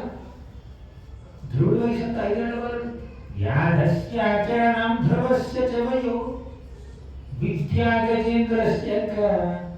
అంటే భగవంతుడి ప్రేమకి పాత్రలు అవ్వాలంటే మంచి విద్యావంతులు కావాలా? మనం పాండిత్యం కావాలా? అక్కర్లేదు. గజేంద్రుడు విద్యావంతుడా? ఏ యూనివర్సిటీలో పిహెచ్డీ వచ్చింది గజేంద్రుడికి చెప్పండి. 1000 సంవత్సరాలు ఆ మొసలి బారి పడి కొట్టుకుంటున్నాడు. 1000 సంవత్సరాలు. ఇది లేవు, పాండిత్యం లేదు. అసలు చెప్పాలంటే ఏనుగుకి శరీరం ఎంత ఉంటుంది కానీ బుర్ర తక్కువ చాలా మంది అనుకుంటారు. అవునా? విద్యాగజేంద్రస్య 4 కుబ్జాయా కిము నామ రూపమధికం. మంచి సౌందర్యం ఉంటే, ఎంతో అందగాడు అందగత్తి అయితే అప్పుడు భగవంతుడి ప్రేమకు పాత్రలు అవుతాడు. ఆయన ఎక్కడైనా రాశారు చెప్పండి? కుబ్జ గూడు ఉందండి, కుబ్జకి గూడు ఉంది, సరిగ్గా నడవలేకపోతుంది. అయినా కూడా ఎటువంటి స్వార్థ భావన లేకుండా భగవంతుడికి చందనాన్ని అర్పించిందంటే రోడ్డు మీద. కుబ్జ కృష్ణుడికి చందనం ఎక్కడ పెట్టిందో తెలుసా? సాక్షాత్తు కంసుడి యొక్క భవనం ఎదురుగా పెట్టింది. కంసుడు భవనంలోకి అలా వెళ్తుంది కుబ్జ, ఈ చందనం పట్టుకుని అన్ని కాస్మెటిక్స్ అన్ని పెట్టుకుని ఆయింట్మెంట్ అవన్నీ పెట్టుకుని వెళ్తుంది అనమాట. దాంట్లో కృష్ణుడు కనిపించాడు. ఎవరమ్మా నాకు కొంచెం చందనం ఇస్తామని అడిగాడు కృష్ణుడు. అసలు ఈ చందనం మీలాంటి అందగారికి ఇవ్వాలి, ఆ కంసుడు కాదు అని చెప్పి ఏమంటే తెలుసా ఈ కుబ్జ వెంటనే ఆ చందనాన్ని తీసి అక్కడే రోడ్డు మీద అందరి సమక్షంలో, ఒకవేళ కంసుడు కనుక భవనం నుంచి బయటకు వచ్చి బాల్కనీ నుంచి కుబ్జని చూసి అక్కడే చేయడం జరిగేది కుబ్జకి. అయినా కూడా కుబ్జ అసలు ఎటువంటి భయం లేకుండా, అంటే కృష్ణుడిని ఆ క్షణంలో చూడగానే ఎంతో ముగ్ధురాలైపోయి, నేను కంసుడు యొక్క పరిచారకుని, నేను కనుక కృష్ణుడి యొక్క సేవ చేస్తే కంసుడు నాకు శ్రేష్ఠం కూడా చేస్తాడు అన్న విషయాన్ని పూర్తిగా విస్మరించి మైమరిచిపోయి మొత్తం మరిచిపోయి కృష్ణుడికి అలా రోడ్డు మీద మొత్తం చందనం అర్పించింది. ఇంకా ఆ చందనంతో ఇలా గోపికాస్ ఉంటుంది, అవి పెడుతుంది, ఇక్కడ చెస్ట్ మీద, చేతుల మీద, ముఖం మీద అలా డిజైన్ చేస్తుంది అనమాట. అక్కడ అలంకారం బయట కట్టం వీలేదు, కట్టం వేయకుండానే వేస్తుంది అనమాట. అదంతా ఆ విధంగా కుబ్జ సేవించింది. వెంటనే కృష్ణుడు సౌందర్యాన్ని ప్రసాదించాడు. కాబట్టి సౌందర్యం క్వాలిఫికేషన్ కాదండి, పాండిత్యం అర్హత కాదు, అనర్హత కూడా కాదు. సౌందర్యం అర్హత కాదు, అనర్హత కాదు. వయస్సు అర్హత కాదు, అనర్హత కాదు. అలాగే కుబ్జాయ కిం నామ రూపమధికం కిం తత్సునామ్నో ధనం. సుధాముడు ఏమన్నా మెట్టి మిలియనిరా? బ్యాంక్ బ్యాలెన్స్ ఎంత ఉంది? బ్యాంక్ బ్యాలెన్స్ పక్కన పెట్టండి, ఇంట్లో ఇప్పుడు అటుకులు కూడా లేవు. సుధాముడి దగ్గర అటుకులు కూడా లేవు. సుధాముడి భార్య పక్కింటికి ఎదురింటికి వెళ్ళి యాచించి ఒక చిరిగిపోయిన వస్త్రంలో ఈ యాచించిన అడుగులు కట్టించింది భర్తకి. అడుగులు కూడా వాళ్ళ ఇంట్లో లేవండి. చాలా మంది అనుకుంటారు కృష్ణుడికి సుధాముడు అడుగులు ఇచ్చాడని. అడుగులు కనడుగులు కాదు, యాచించి తీసుకొచ్చిన అడుగులు అన్నమాట. అంటే ధనం, సంపద అర్హత కాదు భగవంతుడి యొక్క ప్రీతిని పొందడానికి. సుధామో ధనం వంశః కో విదురస్య యాదవపతేర్ ఉగ్రస్య కిం పౌరుషం. వంశః కో విదురస్య, గొప్ప వంశంలో జన్మించడం అదే అర్హత భగవంతుడి ప్రేమకి. విదురుడి వంశం దాసీపుత్రుడు, దాసీపుత్రుడని ఈ దుర్యోధనుడు విదురుని ఎన్నోసార్లు ఎగతాళి చేశాడు. ఒకసారి నువ్వు దాసీపుత్రుడివి, నీకేం తెలుసు, మాకు మీద సలహాలు ఇస్తున్నావు, అది పాండవులకు సపోర్ట్ చేస్తున్నావు, మాకు వ్యతిరేకంగా మాట్లాడుతున్నావు, ఎవరు అడిగారు ఈ దాసీపుత్రుడు ఇక్కడికి రావడానికి అని చెప్పి చాలా దుర్భాషలు ఆడాడు. ఇక్కడ విదురుడు వెళ్ళిపోయాడు అనమాట. అంటే వంశం, పుట్టుక, జాతి, వర్ణం, కులం, మతం ఇంత సంబంధమే లేదండి భగవంతుడికి. ఎవరైనా భక్తి భావనతో భగవంతుడిని కొలిస్తే భగవంతుడు ఆయన బ్యాక్గ్రౌండ్ చూడడం అంతే. వంశకో విదురస్య, ఏ వంశం తెచ్చాడు? యాదవపతే ఉగ్రస్య కిం పౌరుషం. యాదవపతి అయినటువంటి ఉగ్రసేనుడికి ఏమైనా పౌరుషం ఉందా? కొడుకు కంసుడు కారాగారంలో పెడితే ఉగ్రసేనుడు ఏం చేయలేకపోయాడు. 11 ఏళ్ల బాలుడు కృష్ణుడు వచ్చి విడిపించాల్సి వచ్చింది. విడిపించి వేసి మాత్రమే కూర్చోబెట్టాడు. ఉగ్రసేనుడు ఎన్ని గొప్ప గొప్ప యుద్ధాల్లో పాల్గొన్నాడు చెప్పండి. ఉగ్రసేనుడు దాకా ఎందుకు, కృష్ణుడి తండ్రి వసుదేవుడు ఏమైనా యుద్ధంలో పాల్గొన్నాడా? శౌర్య అన్నారు ఆయన్ని. శౌర్య ఎందుకున్నాడు తెలుసా? మనసులో భక్తి ఉంది కాబట్టి శౌర్య అన్నాడు. సూరత్వం ఎక్కడ చూపించలేదు ఆయన. కంసుడు తన భార్యని చంపడానికి కట్టేస్తే ఈయన చెబుతాడు, నమస్కరిస్తున్నాడు, స్వామి సంపద సంపద తీసుకొచ్చి అని చెప్పి పెద్ద ప్రవచనిస్తున్నాడు. తిరిగి కట్టేస్తాడు కదా, క్షత్రుడు కదా. కంసుడు దగ్గర తిరిగి కట్టెత్తకుండా, బాణం ఎత్తకుండా, గట్టెత్తకుండా చేతులెత్తి నమస్కరించి, లేదు నువ్వు చాలా గొప్పవాడికి ఇన్ఫ్లుయెన్స్ చేస్తున్నావు అని కొంచెం చాకచక్యం చూపిస్తున్నాడు, రాజనీతి చూపిస్తున్నాడు, పాలిటిక్స్, డిప్లొమసీ చూపిస్తున్నాడు. ఏదో ఒక మాటలతో ఆయన్ని కొంచెం మెట్టపరచాలని చూస్తున్నాడు, కానీ ఆయుధాలతో ఎదురుకు వెళ్ళలేదు అన్నమాట. అలాగే ఉగ్రసేనుడు కూడా ఉగ్రస్య కిం పౌరుషం. మీకు పెద్ద పౌరుషం ఉండొచ్చు, క్షత్రుడి స్పిరిట్ ఉండొచ్చు, చాలా చాలా చేస్తూ ఉండొచ్చు, కానీ దాంతో భగవంతుని మెప్పించాలనుకోవడం మాత్రం భ్రమ. పెద్ద పెద్ద మనం పెద్ద పెద్ద నాయకులను కావచ్చు, పెద్ద పెద్ద మేనేజర్లను కావచ్చు, కార్యకర్తలను కావచ్చు, తర్వాత పౌరుషం ఉండొచ్చు. ఎవరైనా పోటీకి వస్తే వాళ్ళకి వెన్ను చూపించకుండా ఆర్గ్యూ చేయొచ్చు, తిట్టచ్చు, కొట్టచ్చు, ఇంకేమైనా చేయొచ్చు. అవన్నీ భగవంతుడి యొక్క ప్రేమను పొందడానికి అర్హతలు కాదు, అనర్హతలు కాదు. ఉగ్రస్య కిం పౌరుషం, ఇవేవి అర్హతలు కాదు, అనర్హతలు కాదు. భక్త్యా తుష్యతి కేవలం న చ గుణైః భక్తి ప్రియో మాధవ. భక్త్యా తుష్యతి, కేవలం భక్తితోనే ఆయన ఆనందిస్తాడు. తుష్యతి అంటే సంతృప్తి పడతాడు. కేవలం నచ గుణైః, మీ యొక్క గుణాలతో ఆయన సంబంధం లేదు. భక్తి ప్రియో మాధవ, మాధవుడు భక్తి ప్రియుడు. భక్తి అనేటటువంటి ఈ మార్గం ఆ మాధవుడి, ఆ కృష్ణుడి యొక్క మనసుని పూర్తిగా హరించే మార్గం. అసలు భక్తుడు భగవంతుడికి ఏమనిపిస్తుందంటే, నా భక్తులు నా యొక్క సేవలో ఇంత ఆనందాన్ని ఎలా పొందుతున్నారు, ఎంత ఆనంద సముద్రం అక్కడ. భక్తులు నా సేవ చేస్తూ ఇంత ఆనందాన్ని పొందుతున్నారు, ఆనందం నాకు రావట్లేదు. వాళ్ళు నన్ను సేవిస్తుంటే నేను ఆనందపడాలి. వాళ్ళు కష్టపడుతున్నారు, వాళ్ళు హార్డ్వర్క్ వాళ్ళే చేస్తున్నారు, ఎఫర్ట్ వాళ్ళే పెడుతున్నారు, ఆనందం నాకు రావాలి. కానీ వాళ్ళు ఎక్కువ ఆనందిస్తున్నారు, నేను తక్కువ ఆనందిస్తున్నాను. వాళ్ళ ఆనందం నా ఆనందం కన్నా కోటి రేట్లు ఎక్కువ. నా పాద పద్మాలలో ఏం మాధుర్యత ఉంది. ఇప్పుడు రసగుల్లా ఎంత మధురంగా ఉందో తెలియదండి, తినేవాడికి తెలుస్తుంది. అలాగే కృష్ణుడికి ఆయన ఎంత తీయగా ఉంటాడు ఆయన తెలియదండి, మనకు తెలుస్తుంది. మనకంటే మహాభక్తులకు తెలుస్తుంది. మీరు మహాభక్తులకే మీకు తెలుస్తుంది, నేను కాదు. అలా భక్తులందరిలోకి టాప్ మోస్ట్ పొజిషన్ ఎవరున్నారండి? కాబట్టి కృష్ణుడి యొక్క మాధుర్యం మొత్తాన్ని ఆవిడే ఆస్వాదిస్తుంది. ఒకసారి కృష్ణుడు కనిపించింది, నా పాదపద్మాలకు ఉన్న మాధుర్యత ఏమిటి? ఆ మాధుర్యతని వీళ్ళు ఆస్వాదిస్తున్నారు, భక్తులు ఆస్వాదిస్తున్నారు. పాదాన్ని పద్మాలతో పోల్చాడు, భక్తుల్ని తుమ్మెదలతో పోల్చాడు, తేనెటీగలతో పోల్చాడు. ఎలా అయితే ఒక తేనెటీగ ఒక కలువ పువ్వు దగ్గరికి వెళ్ళి ఆ పువ్వులో ఉన్నటువంటి ఆ నెక్టర్ని, అమృతాన్ని చక్కగా గ్రోలుతుందో, తేనెని చక్కగా ఆస్వాదిస్తుందో, అలా కలువల్లో ఉన్నటువంటి కృష్ణుడి యొక్క పాదాల దగ్గరికి వెళ్ళి తుమ్మెదల లాంటి ఈ భక్తులు ఆయన పాదాల్లో ఉన్నటువంటి ఆ తేనెని చక్కగా ఆస్వాదిస్తున్నారు. ఆ తేనె నేను కూడా ఆస్వాదించాలనిపించింది భగవంతుడికి. ఏం చేశాడు? వటపత్ర సాయి రూపాన్ని దాల్చాడు. మహాప్రళయం సంభవించింది కల్పాంతంలో. కానీ కృష్ణుడు మాత్రం ఒక చిన్న రావి ఆకు మీద ఒక చిన్న బాలుడిలాగా పసికందలా కూర్చుని కొడుకుని తన యొక్క కాలి బొటన వెళ్ళి తానే నోట్లో పెట్టుకున్నాడు.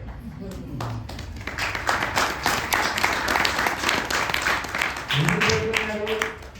ఈ పాద పద్మాల్లో ఉన్నటువంటి ఆ మాధుర్యతంతా నా భక్తులను అనుభవించేస్తున్నారు. ఆయన కూడా కొంచెం జలసి అనిపించింది. ఈ మాధుర్యతంతా నా భక్తులను అనుభవించేస్తున్నారు, నేను కూడా అనుభవించాలి, దీన్ని నేను కూడా సాధించాలి అని చెప్పి ఆయన ట్రై చేస్తున్నాడు అన్నమాట. ఇంకా ఆయనకి తృప్తి కలగలేదు. కాలు నోట్లో పెట్టుకుంటే చాలండి, వారి భావాన్ని నా భావంగా మార్చుకోవాలి. కేవలం పాదపద్మాలకి సేవ చేస్తున్నారు, పాదం మధురంగా ఉంటుంది కాబట్టి పాదాన్ని నోట్లో పెట్టుకుంటానికి కుదరదు.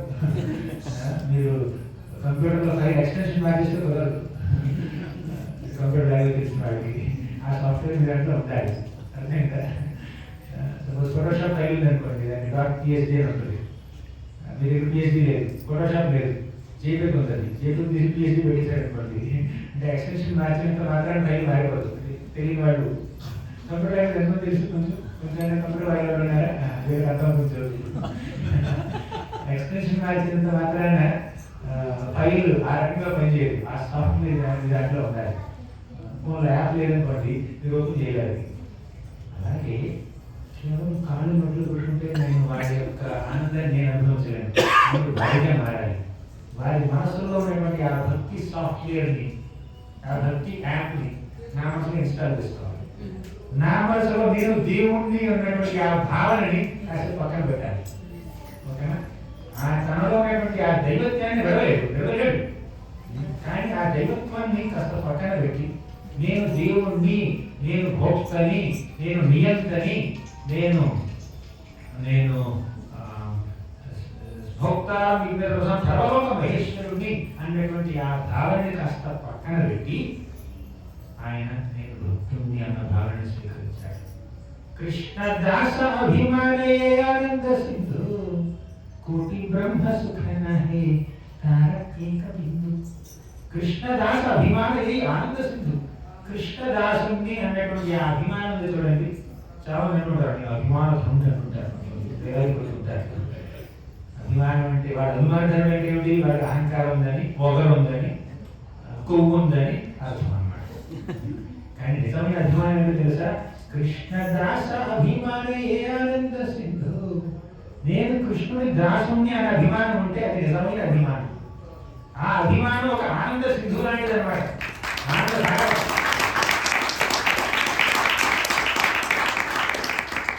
కృష్ణదాస అభిమానే ఆనంద సింధు కోటి బ్రహ్మ సుఖ నహే తార ఏక బిందు. కృష్ణదాసుని అనేటువంటి ఈ అభిమానం ఒక సాగరంతో సమానం, ఆనంద సాగరంతో సమానం. ఈ ఆనంద సాగరంలో ఒక బిందువుని తీసుకోండి, ఒక డ్రాప్ తీసుకోండి. ఆ డ్రాప్ ఒక చిన్న పార్టికల్ తీసుకోండి, ఒక తుంపర అంటారు కదా, అది తీసుకోండి. దాని ముందు కోటి బ్రహ్మ సుఖ నహే తార ఏక బిందు అంటే ఆ బిందువు ముందు బ్రహ్మానందాన్ని కోటి రెట్లు మల్టిప్లై చేసి కంపేర్ చేయండి, ఎందుకు పెట్టారు అన్నమాట. అది కృష్ణదాసుడి యొక్క గొప్పతనం. కృష్ణ దాసత్వం అనేటువంటి ఆ అభిమానం, ఆ యొక్క ఆ ఎమోషన్ ముందు మిగిలిన అభిమానాలన్నీ వదిలిపెడతాం. అది కృష్ణ భక్తికి ఉన్నటువంటి ప్రాముఖ్యత. ఎన్నెన్నో శాస్త్రాలు, ఎన్నెన్నో పురాణాలు, వేదాలు కృష్ణ భక్తిని గురించి ఎంతో చక్కగా వర్ణించాడు.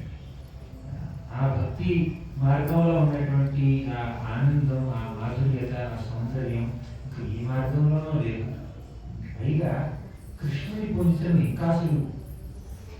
ఎందుకంటే కృష్ణుడి యొక్క లీలలు కానీ, ఆయన యొక్క గుణగణాలు కానీ ఎంతో విస్తారంగా వర్ణించారు. ఇందులో ముఖ్యంగా కృష్ణుడికి బాల్యాన్ని ఎలా వర్ణించారు. ఒకసారి సుఖదేవ గోస్వామి కృష్ణుడి యొక్క లీల, ఒక లీలను చెప్పాడు, నూతన మోక్ష లీలను చెప్పాడు. తర్వాత ఫలశ్రుతి ఇచ్చాడు, గోవిందేల భగీరథం అన్నాడు. అంటే కృష్ణుడి పోతనకి ఎలా మోక్షాన్ని ప్రసాదించాడో ఈ లీలను మనం చక్కగా శ్రవణం చేస్తే మీకు ఆ గోవిందుడి పట్ల ఆకర్షణ కలుగుతుంది, భక్తి ప్రేమ కలుగుతాయి అని చెప్పాడు. అని ముగించాడు అన్నమాట. పరీక్షిత్ మహారాజు మొత్తం వింటున్నాడు. అలా వింటున్న పరీక్షిత్ మహారాజు ఒక చిన్న భయం కలిగింది. ఫలశ్రుతి చివరిలో ఇస్తారు కదా, ఒక లీల చెప్పడానికి చేసేందుకు నాకు ఇంకా లీలలు వినాలని ఉంది. ఫలశ్రుతి ఇప్పుడు ఒకడు అంటే మన తండ్రులు చూస్తున్నారండి, క్లాస్ అయిపోయింది. కొంతమంది క్లాస్ అయిపోతే ఆనందం కలుగుతుంది, కొంతమంది క్లాస్ అయిపోతుంది అప్పుడే అనేటువంటి బాధ కలుగుతుంది అనమాట. పరీక్షిత్ మహారాజు బాధ కలుగుతుంది. క్లాస్ అయిపోవద్దు, ఇంకా ఉంది, నాకు ఇంకా టైం ఉంది, ఇంకా 3 రోజులు మీరు రావడానికి, కాబట్టి ఇది చెప్పు, నేను నా అవసరం చేస్తా, నా తుది శ్వాస విడిచేంత వరకు నేను కృష్ణుడు వినాలనుకుంటున్నాను అని చెప్పి ఆ సందర్భంలో కృష్ణుడి యొక్క బాల్య లీలలు వింటే ఉండేటటువంటి 7 రకాల మహత్తులు చెప్పాడు.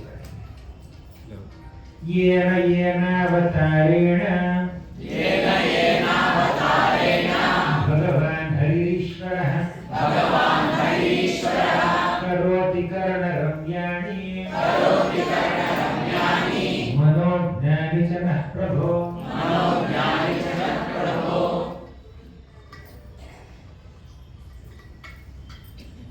ఏనావతారేణ భగవాన్ హరి ఈశ్వర. ఆ భగవంతుడు హరి ఈశ్వరుడు ఎన్నెన్నో లీల చేస్తాడు. దాని యొక్క మహత్యం ఏమిటంటే కరోతి కరుణరమ్యాణి అంటే చెవులకు ఎంతో ఆనందాన్ని కలిగిస్తాయి ఆ లీలలు.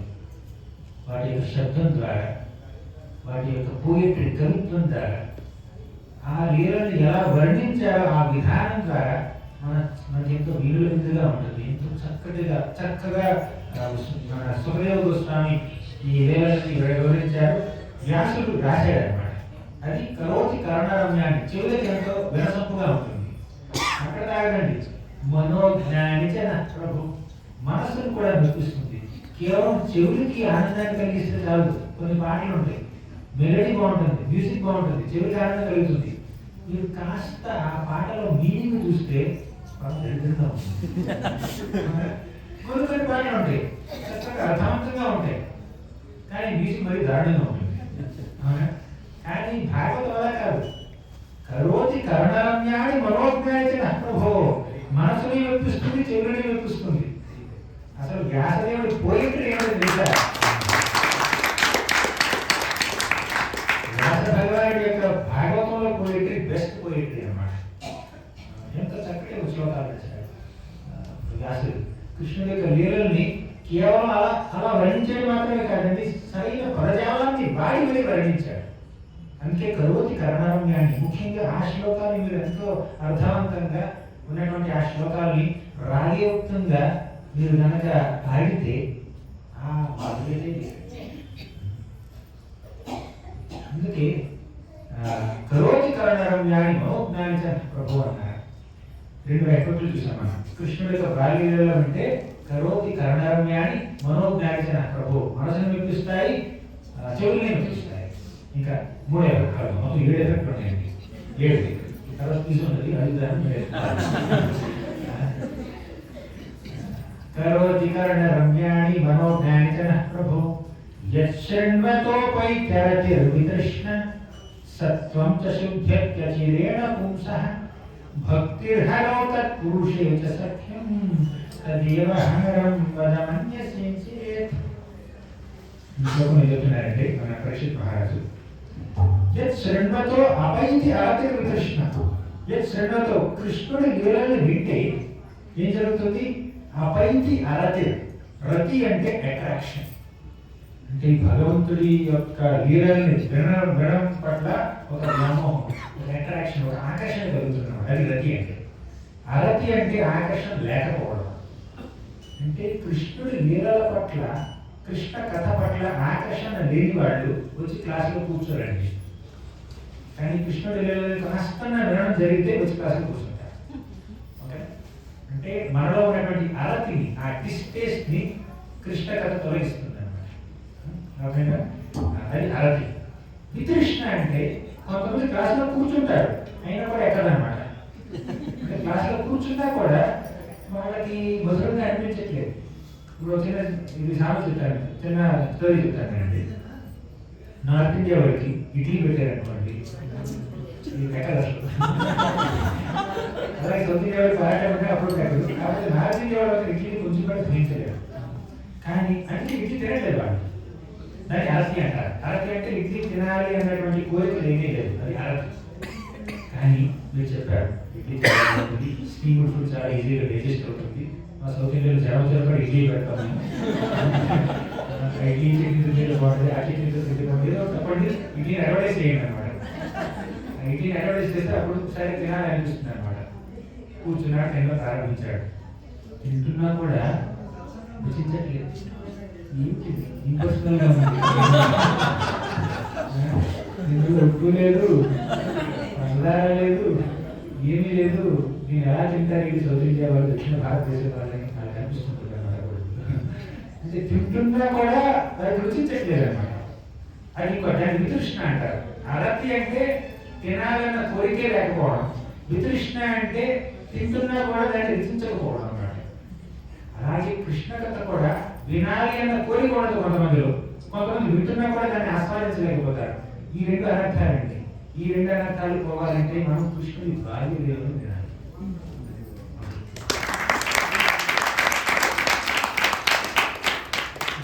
మనం కృష్ణుడి బాల్య లీలలు వింటే 4 ఎఫెక్ట్లు ఉంటాయి. ఒకటి, కరోతి కరణరమ్యాని అంటే చెవులకి ఎంతో ఆనందాన్ని కలిగిస్తుంది, మనసుకి ఆనందాన్ని కలిగిస్తుంది, మనలో ఉన్నటువంటి ఆరతిని తొలగిస్తుంది, వితృష్ణని కూడా తొలగిస్తుంది. అంటే మనం క్లాస్లో కూర్చోవాలన్న కోరిక లేకపోతే కోరిక కలిగిస్తుంది. అంటే వేరే టాపిక్స్ అనేది చెప్తే వెళ్ళడం కొంచెం కష్టం, కానీ కృష్ణుడు బాల్యంలో చెప్తున్నారంటే క్లాస్లో కూర్చోవాలనిపిస్తుంది అన్నమాట. కొంతమంది కూర్చున్నప్పుడు ఆస్వాదించలేకపోతున్నారు. వారికి కృష్ణుడు దామోదర లీలో, మధుపక్ష లీలో, గోవర్ధన లీలో చెప్తే కూర్చుంటారు, కంటిన్యూస్గా కూర్చుంటారు. అది ఆరతి వితృష్ణ. మనం 4 చెప్తున్నాం. తర్వాత యశ్రణతో అపైతరతి వితృష్ణ సత్వం చ శుద్ధ్యతి అచిరేణ పుంసః.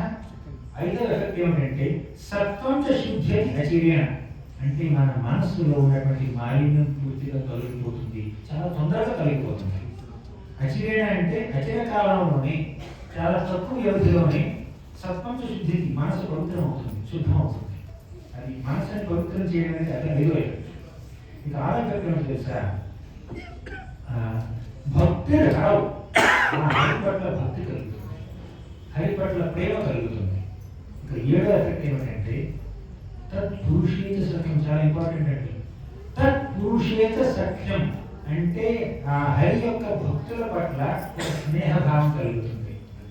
మీలో ఎంతమందికి ఇతర భక్తుల పట్ల నాకు కొంచెం స్నేహం, మిత్రత్వం, కొంచెం చక్కటి ఇంటిమేట్ రిలేషన్షిప్ కావాలనుకుంటున్నాను? మీలో వైష్ణవ సాంగత్యంలో ఉన్నటువంటి ఆ మాధుర్యతని ఆస్వాదించాలంటే కలిసి కూర్చుని కృష్ణుడి భార్య లీలలు వినండి.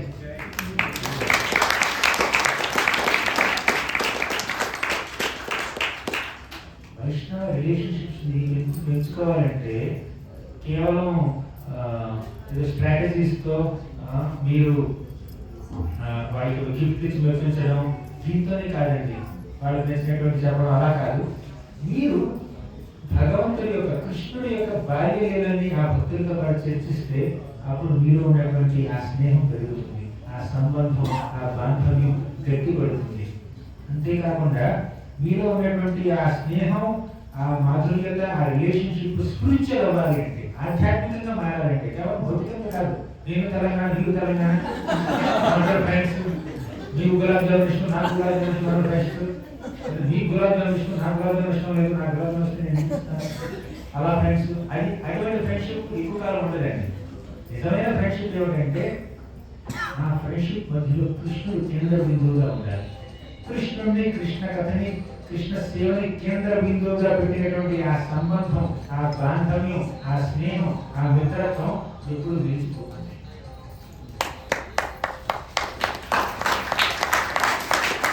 కానీ మనం కృష్ణుడిని మన సంబంధాల యొక్క కేంద్ర బిందువుగా పెట్టకుండా మన యొక్క ఈర్ష్యని, మన యొక్క అసూయని, మన యొక్క ద్వేషాన్ని, మన యొక్క అహంకారాన్ని పెడితే ఆ స్నేహం ఎక్కువ కాలం ఉంటుందండి. ఒక చిన్న ఉదాహరణ చెప్తాను. శుక్రాచార్యుడు తెలుసా మీకు? రాక్షసుడు గురువు. ఆ శుక్రాచార్యుడు కూతురు ఉంది. ఎవరు? దేవయ్య. అలాగే వృషభుడు అనే ఒక రాక్షసుడు ఉన్నాడు, రాక్షస రాజు. ఆయనకు ఒక కూతురు ఉంది, పేరు తెలుసా? శర్మిష్ఠ. వీళ్ళిద్దరు మంచి స్నేహితురాడు అనమాట, ఫ్రెండ్స్. ఇద్దరు అలా చెరువు దగ్గరికి వెళ్ళారు స్నానం చేయడానికి. వాళ్ళ యొక్క బట్టలు అలా బయట పెట్టి ఈ చెరువులోకి వెళ్ళి స్నానం చేస్తున్నారు, జలకర ఆడుతున్నారు అనమాట. శివుడు అలా వెళ్తున్నాడు. శివుడు చేయడం చెప్పి కొంచెం సిగ్గుపడ్డారు. వెంటనే బయటకు వచ్చి ఈ బట్టలతో వాళ్ళ ఒళ్ళు కప్పుకున్నారు. అప్పుడు ఏం జరిగిందంటే పొరపాటున శర్మిష్ఠ దేవయాని బట్టలతో తన ఒళ్ళు ఊరుకుంది.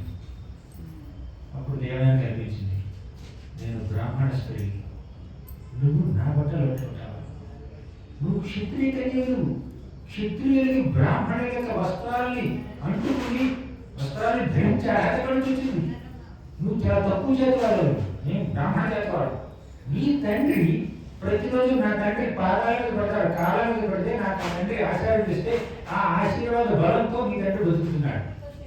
కాబట్టి నువ్వు చాలా తక్కువ జాతి చెందినది, కాబట్టి నువ్వు నా బట్టలు నడుకోకూడదు అని చెప్పి చాలా దుర్భాషలాడింది, గర్వం చూపించింది. ఎవరు?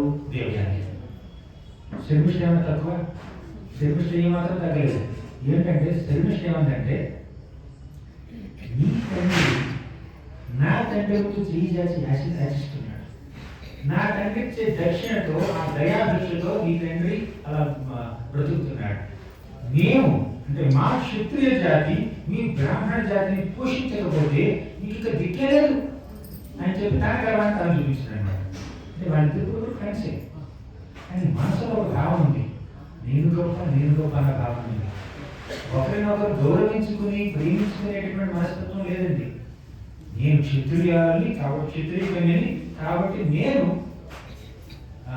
ఈ బ్రాహ్మణ కన్య కదా గొప్ప, లేదా ఈ బ్రాహ్మణ కన్య ఏమంటుంది దేవయాని, నేను బ్రాహ్మణ జాతికి చెందినదాన్ని, ఈ క్షత్రియ కన్య నేను గొప్ప అని చెప్పి ఒకరి పట్ల ఒకరు మనసులో సీక్రెట్ గా ఈర్ష్యని, ద్వేషాన్ని పెంచుకున్నారు. భార్య పట్ల వారికి ఒక పెద్ద అవగాహన అనమాట, నేను చాలా గొప్పదాన్ని అనేటువంటి భావన ఉందన్నమాట. ఇప్పటి వరకు ఆ అహంకారాన్ని వాళ్ళు ఎవరు స్క్రాచ్ చేయలేదు, అందుకే వాళ్ళు ఫ్రెండ్లీగా ఉన్నారు. కానీ ఇప్పుడు ఈ సందర్భంలో కాస్త అహంకారాన్ని కాస్త ఇది కొంచెం రాబడి జరిగింది అనమాట. ఇది జరిగింది. ప్రశ్న వచ్చింది. వెంటనే వారి యొక్క అహంకారం బయటపడింది. అటువంటి స్నేహం కాదండి.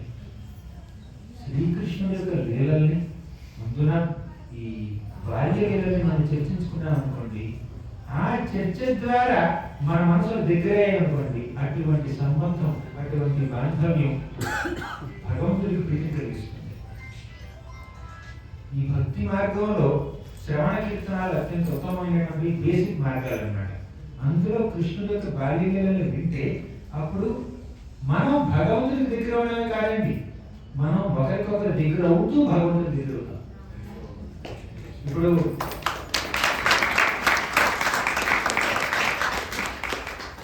దేవుణ్ణి కేంద్ర బిందువుగా పెట్టకుండా, కృష్ణుని కేంద్ర బిందువుగా పెట్టకుండా మనం కేవలం మన యొక్క సంబంధాన్ని, బాంధవ్యాన్ని, స్నేహాన్ని పెంచుకున్నామంటే మన మూమెంట్ ఎలా ఉంటుంది, ఒకరికొకరు వస్తున్నాం అన్నమాట.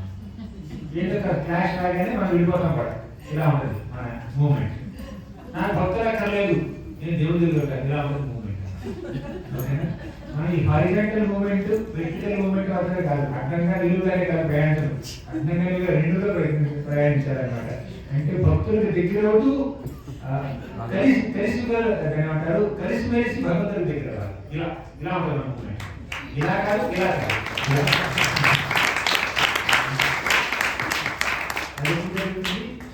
మనం కృష్ణుడి యొక్క లీలని, ముఖ్యంగా బాల్య లీలని శ్రవణం చేస్తే, భక్తుల సాంగత్యంలో శ్రవణం చేస్తే ఒకరి పట్ల ఒకరు ఉన్నటువంటి అభిమానం, ఆప్యాయత, అనురాగం, స్నేహం పెరుగుతాయి. పైగా దేవుడికి కూడా దగ్గరవుతాం. ఈ భక్తితో మనం ఉండొచ్చు ఇప్పుడు కలిసి, కానీ మన మనసులో సీక్రెట్గా, రహస్యంగా గర్వాన్ని కానీ ఈర్ష్యని కానీ దాచుకుంటే ఏదో కూడా బయటపడుతుంది. అంటే ఒక భక్తుడిని చూసి నేను ఈ భక్తుడి కన్నా లేదంటే ఈ భక్తురాలి కన్నా గొప్ప అని అనుకున్నాం అనుకోండి, మన మనసులో భావం ఉంది అనుకోండి, అది పెరుగుతూ ఉంటుంది. అది రహస్యంగా ఉంచవచ్చు, కానీ ఎంతకాలం రహస్యంగా ఉంటుంది చెప్పండి. ఏదో ఒక సందర్భం రాగానే నేను గొప్ప అన్న భావన నా మాటల ద్వారానో, చేతల ద్వారానో, ముఖ కవళికల ద్వారానో వ్యక్తపడుతుంది, కనిపించబడుతుంది అన్నమాట. అప్పుడు అదొక కూడా తెలిసిపోతుంది, గర్వం. అలాగే మనలో ఈర్ష్య ఉందనుకోండి, అసూయ ద్వేషం ఉందనుకోండి, ఇంకొక వ్యక్తులు పట్ల దాని రహస్యంగా ఉంచాం బయటికి, అది సూపర్ గొప్ప అని చెప్పి చేశారు అని చెప్పి చప్పాలు కొడుతున్నాం, కానీ మనసులో ఈర్ష్య ఉంది. అప్పుడప్పుడు ఏమిటంటే అతిగా ఎవరినైనా అభినందిస్తే అది ఈర్ష్య కూడా కావచ్చండి. అందుకే అతిగా ఎవరైనా మిమ్మల్ని స్థుతించారనుకోండి, గుడ్డిపోకండి. అతి స్థుతి అప్పుడప్పుడు నింద కూడా కావచ్చు, ఈర్ష్య కూడా కావచ్చు. మనసులో ఈర్ష్యతో కూడా చాలా మంది ఇంత పొడుగ్గా మనల్ని పొగడచ్చు. పొగడతో పొడుగ్గా ఉంటే అర్థం చేసుకోండి. అంటే పొగిడే ప్రతి వాడిని అనుమానించకండి, అపరాధం అవుతుంది.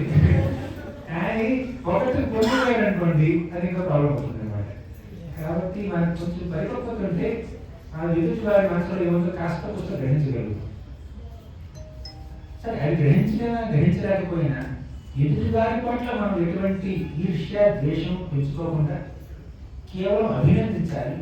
అంతేకాకుండా మనం గొప్పవాళ్ళం అనేటువంటి ఆ గర్వం, ఆ పొగని మనసులో ఉంచుకోకుండా అందరూ భగవంతుడి యొక్క భక్తులే, అందరూ భగవంతుడి బిడ్డలే, వారికి వీలైనంత సేవని వారు చేస్తున్నారు. భగవంతుడు వారికి ఎంత శక్తినిచ్చాడో అంత శక్తి మేరకు వాళ్ళు చక్కగా భగవంతుడిని సేవిస్తున్నారు. ఆ సేవని నేను అభినందిస్తాను. నా సేవ వారి సేవ కన్నా కాస్త ఎక్కువైనా గొప్పదైనా కూడా నేను వారికన్నా కాస్త ఎక్కువ సేవ చేసినా కూడా నేను అభినందిస్తాను వారిని. ఇదే వైకుంఠంలో జరుగుతుందండి. వైకుంఠంలో గోలోకం ఇలాగే జరుగుతుంది. చూడాలి వైకుంఠం గోలోకం గురించి 5 నిమిషాలు కూర్చోదు. ఏమంటే నాకు తెలియదు. 7:50 వైకుంఠంలో చాలా చెట్లు ఉన్నాయి. మందార కుందకుల బొప్పల చంపకారణ పున్నాగనాగబకుల అంబుజ పారిజాతం గంధర్చిత పుతులసికాభరణేన తస్యాయస్మిన్ స్తపః సుమనసో బహుమానయంతి. మందార కుందకుల బొప్పల చంపకారణ, ఇలా ఎన్నెన్నో చక్కటి పువ్వులు ఉన్నాయి, పూల చెట్లు ఉన్నాయి. ఈ పూల చెట్లన్నీ ఎంత అందమైనటువంటి పువ్వుల్ని ఇచ్చినా కూడా ఈ బంతి, చామంతి, తర్వాత ఈ గులాబీలు, తామర పువ్వులు, కలువ పువ్వులు ఎంతో అందంగా ఉన్న చక్కటి సువాసన వెదజల్లుతున్నా తులసి మాత కనుక ముందుకు వచ్చి భగవంతుని సేవ చేయాలి అని అనుకుంటే వీళ్ళందరూ కొంచెం లోపలలోకి ఉంటారు. మన పూజ తులసి లేకపోతే కంప్లీట్ కాదండి. ఇప్పుడు ఇందులో ఏ పూజ లేకపోయినా పూజ కంప్లీట్ అవ్వచ్చు, కానీ తులసి లేకపోతే కంప్లీట్ అవ్వదు. అందుకే తులసిని వారు ప్రాధాన్యత ఇస్తారు. అంటే తులసి యొక్క మహత్వం తెలియనటువంటి వాళ్ళు చూసి ఇది బాగుంది, తులసి బాగుంది అంటే ఏ బాగుందంట, రప్పు బాగుంది, చమకు బాగుంది, బతుకు బాగుంది, తులసి వైకుంఠం అలా కాదండి. తులసి ఉండేటటువంటి ప్రాముఖ్యత ఎక్కువ అన్నమాట. అంటే తులసి పట్ల ఎవరికి ఇటువంటి ఈర్ష, ద్వేషం లేదు. అలాగే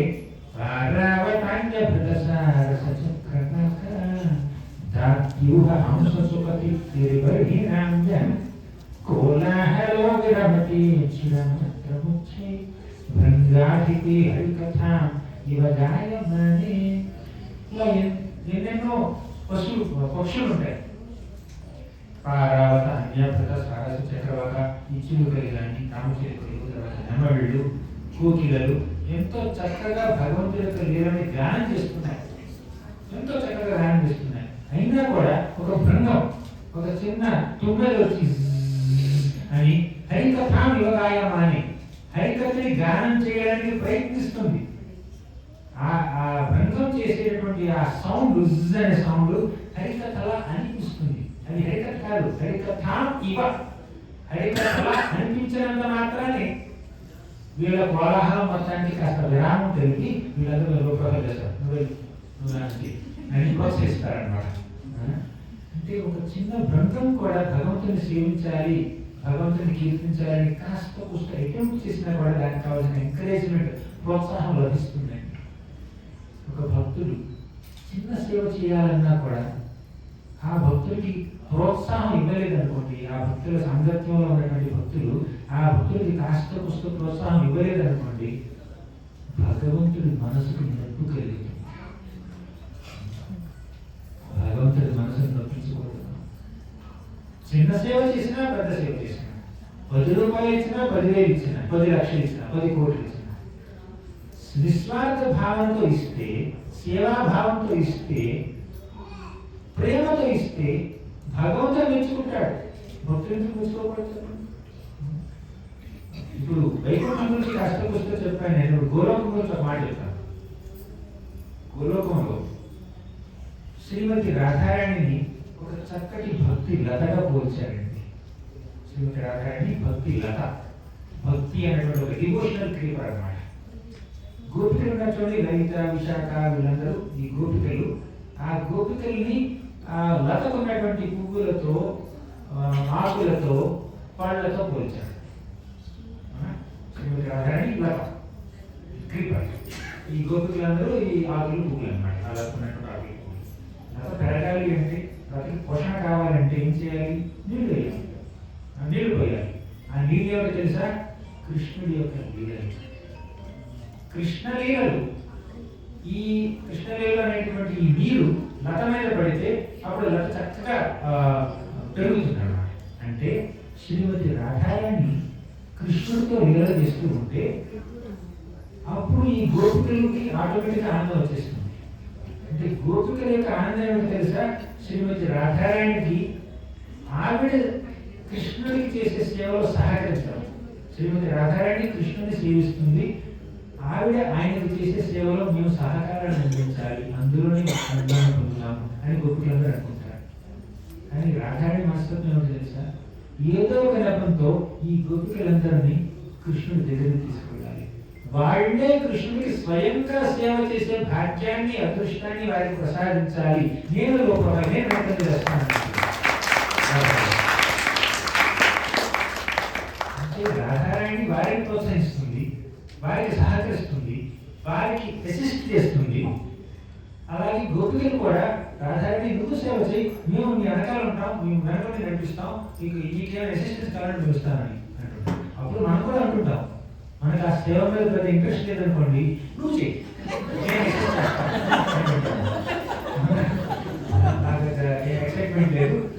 చేయండి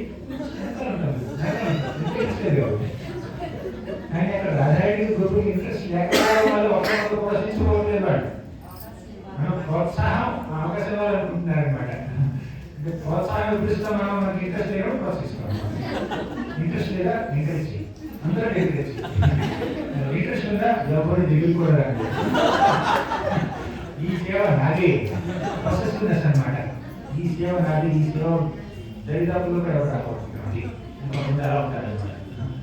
ఒకళ్ళు ఉంటారు, కొంతమంది నాయకులు ఉంటారు, వాళ్ళు ఆ కుర్చీ వదిలిపెట్టరు. ఆఖరి శ్వాస ఉండే వరకు కుర్చీలోనే ఉంటారు. తర్వాత కూర్చోవాలి, నా కొడుకు కూర్చోవాలి, ఇంకెవరు కూర్చోవాలి, బాసత్వం అదనమాట. ఆ రకంగా ఉంటారు కొంతమంది, దాన్ని వాళ్ళు బతుకుని ఉంటారు అనమాట. కానీ ఆధ్యాత్మిక జగత్తు లేదండి, వాళ్ళకి సేవ కావాలి, కుర్చీ అక్కర్లేదు. వాళ్ళు ప్రోత్సహిస్తారు అందరినీ. ఇంట్రెస్ట్ లేకపోవడం వాళ్ళకి అవకాశం ఇవ్వాలని ప్రోత్సహిస్తారు. ఇది శ్రీమతి రాధారెడ్డి యొక్క మనస్థితి. మనం మన ఆధ్యాత్మిక జీవనంలో ఏ సేవ చేసినా, ఏ కార్యం చేసినా అది కేవలం శ్రీమతి రాధారాణి యొక్క సేవకులుగా చేస్తున్నాం. శ్రీమతి రాధారాణి కృష్ణుడి యొక్క అత్యుత్తమ సేవకురాలు, మహాభక్తురాలు. మనం మన భక్తి మార్గంలో, కృష్ణ చైతన్య మార్గంలో ఏ సేవ చేసినా ఆవిడికి సహకరిస్తున్నాం. Just Radharani assistants. అది నా భావంతో చేయాలి. రాధానామైవ కార్యం యనుదినమితం సాధనాధీశ కోటి. రాధానామైవ కార్యం యనుదినమితం సాధనాధీశ కోటి. త్యాజ్యాని రాజ్య రాధా పదకమల సుధాం సత్కుమార్థాంగ కోటి. రాధా పాదాబ్జలీలా భువి జయతి సదా మంద మందార కోటి.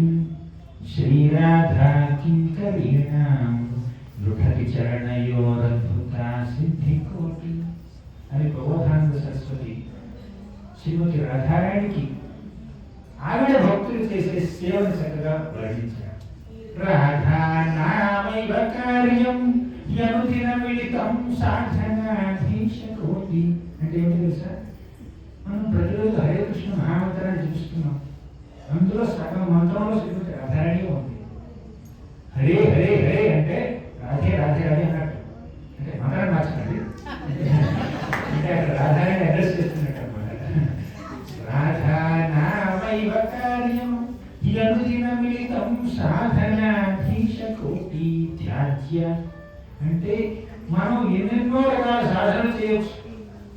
మనం చేసే కోటి కోటి సాధనల కన్నా ఆ హరే కృష్ణ మహామంత్రాన్ని జపించడం అత్యంత ఉత్తమమైనటువంటి సాధన అని చెప్పారు. ఈ సాధన ప్రయత్నం చేయాలి. రాధా నామయ కార్యం హనుదిన మిళితం సాధనాధీశ కోటి. త్యాజ్యాని రాజ్య రాధా పదకమల సుధాం సత్పుమార్థాంగ కోటి. సత్పుమార్థాంగ, పుమార్థాంగ అంటే తెలుసా? పురుషార్థాలు, ధర్మ అర్థ కామ మోక్షం. ధర్మార్థ కామ మోక్షాలు 4 పురుషార్థాలు. ఇలా పురుషార్థాలు ఒక 1000 ఉండొచ్చు, 1,000 ఉండొచ్చు. కానీ నీరాజ్య రాధ అంటే శ్రీమతి రాధారాణి పాదాలకి నీరాజనం ఇస్తే, హారతి చేస్తే, అంటే ఆవిడని పూజిస్తే ఆ పూజ కోటి పురుషార్థాలని పొందడం కన్నా గొప్పది. ఆ మాట చెప్పారు రెండో లైన్లో. మొదట ఏం చెప్పారు? రాధా నామాన్ని జపిస్తే, రాధాకృష్ణుల యొక్క నామాన్ని, హరే కృష్ణ మహామంత్రాన్ని జపిస్తే ఆ సాధన మనం చేసే ఎన్నెన్నో కోటి సాధనల కన్నా గొప్పది. అలాగే రాధాకృష్ణుని పూజిస్తే ఆ పూజ ఎన్నెన్నో పురుషార్థాలని పొందడం కన్నా గొప్ప. త్యాజ్య నీరాజ్య రాధా పదకమల సుధాం సత్పుమార్థాంగ కోటి. తర్వాత ఏమన్నారంటే సత్పుమార్థాంగ కోటి. తర్వాత ఏంటి? మొదటి నుంచి చెప్పుకోవాలి. రాధానామైవ కార్యం యనుదిన మిళితం సాధనాధీశ కోటి. త్యాజ్య నీరాజ్య రాధా పదకమల సుధాం సత్వమార్థాంగకోటి.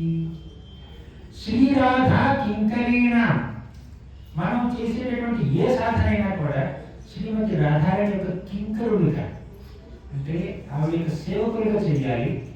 ఆవిడ యొక్క సేవకురాలు ఉన్నటువంటి గోపికలు వాళ్ళ పాదాల ముందు కూడా దిగదురు. మనం ఎన్నెన్ని సంపదలు పొందినా, ఎన్నెన్ని ఐశ్వర్యాలు పొందినా, ఎంత గొప్పవాళ్ళమైనా కూడా మన యొక్క సంపద, ఐశ్వర్యం, భోగం అంతా శ్రీమతి రాధారాణి యొక్క కింకరుడు అయినటువంటి ఆ గోపికల యొక్క పాదాల ధూళి ముందు కూడా ఎందుకు పనికిరాదు అంటే శ్రీమతి రాధా పాదాబ్జలీల భూమి జయతి సదా మందమందారకోటి. రాధా పాదాబ్జలీల, శ్రీమతి రాధారాణి వృందావన ధామంలో నడుస్తుందండి. నడుస్తున్నప్పుడు పాదాబ్జలీల అంటే ఒక లీలగా ఆవిడ నడిస్తే, పాదాబ్జలీల భూమి జయతి సదా మందమందారకోటి. ఆ పాదముద్రని అనుసరించడం ఎన్నెన్నో గొప్ప గొప్ప కల్పవృక్షాన్ని పొందడం కన్నా గొప్ప.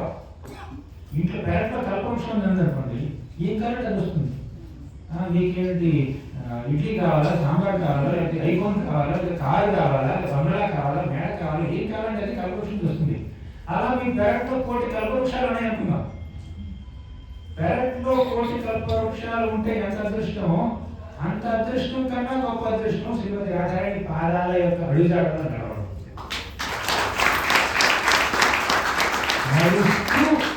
కృష్ణుని సేవించడం. అడుగుజాడలో నడవడం ఏమిటి? నడవడం అంటే ఏమిటి? కృష్ణుని సేవించడం. మహాత్మానస్తు మహాపార్థ దైవీం ప్రకృతి ఆశ్రిత. దైవీ ప్రకృతి అయినటువంటి శ్రీమతి రాధారాణిని ఆశ్రయించిన భక్తులు ఏం చేస్తారు? భజంతి అనన్య మనసో జ్ఞాత్వా భూతాది మధ్యం. అనన్య మనస్సుతో ఆ కృష్ణుని భజిస్తారు. అది వాళ్ళు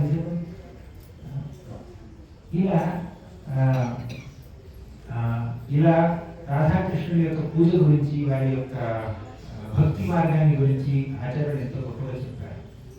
ఆఖరిగా హరే కృష్ణ మహామంత్రుల యొక్క విశిష్టతను తెలుసుకుని పోతున్నాం. ఒకసారి చెప్పాను, రీసెంట్గా మరోసారి చెప్తాను. ఇక్కడ చెప్పలేదు, ఇంకెక్కడ చెప్పాను. ఇందులో హరే కృష్ణ మహామంత్రంలో హరే అన్నమాట 8 సార్లు వస్తుంది, కృష్ణ అన్నమాట 4 సార్లు వస్తుంది, రామ అన్నమాట 4 సార్లు వస్తుంది. రామ, కృష్ణ అనేవి భగవంతుడి యొక్క నామాలు, హరే అనేది శ్రీమతి రాధారాణి యొక్క నామం. ఇంటికి హరే కృష్ణ మహామంత్రం అంటే రాధా కృష్ణుల యొక్క ఆ నామం యొక్క కాంబినేషన్.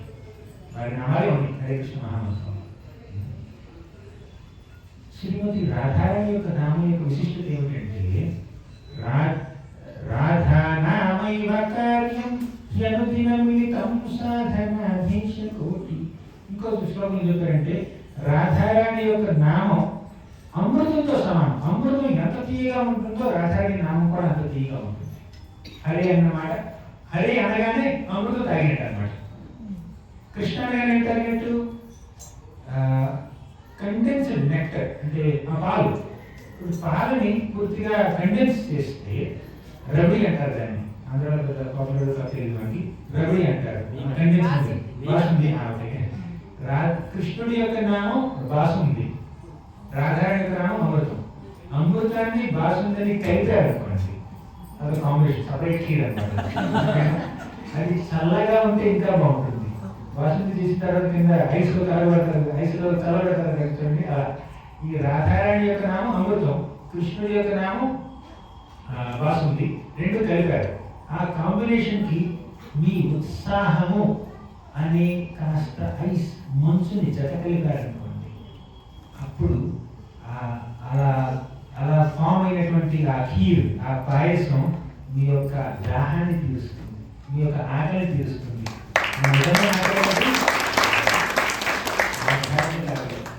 భగవంతుని సేవించాలి అనేటువంటి ఆ ఆకలి, భగవంతుని యొక్క ప్రేమ అనేటటువంటి ఆకలి.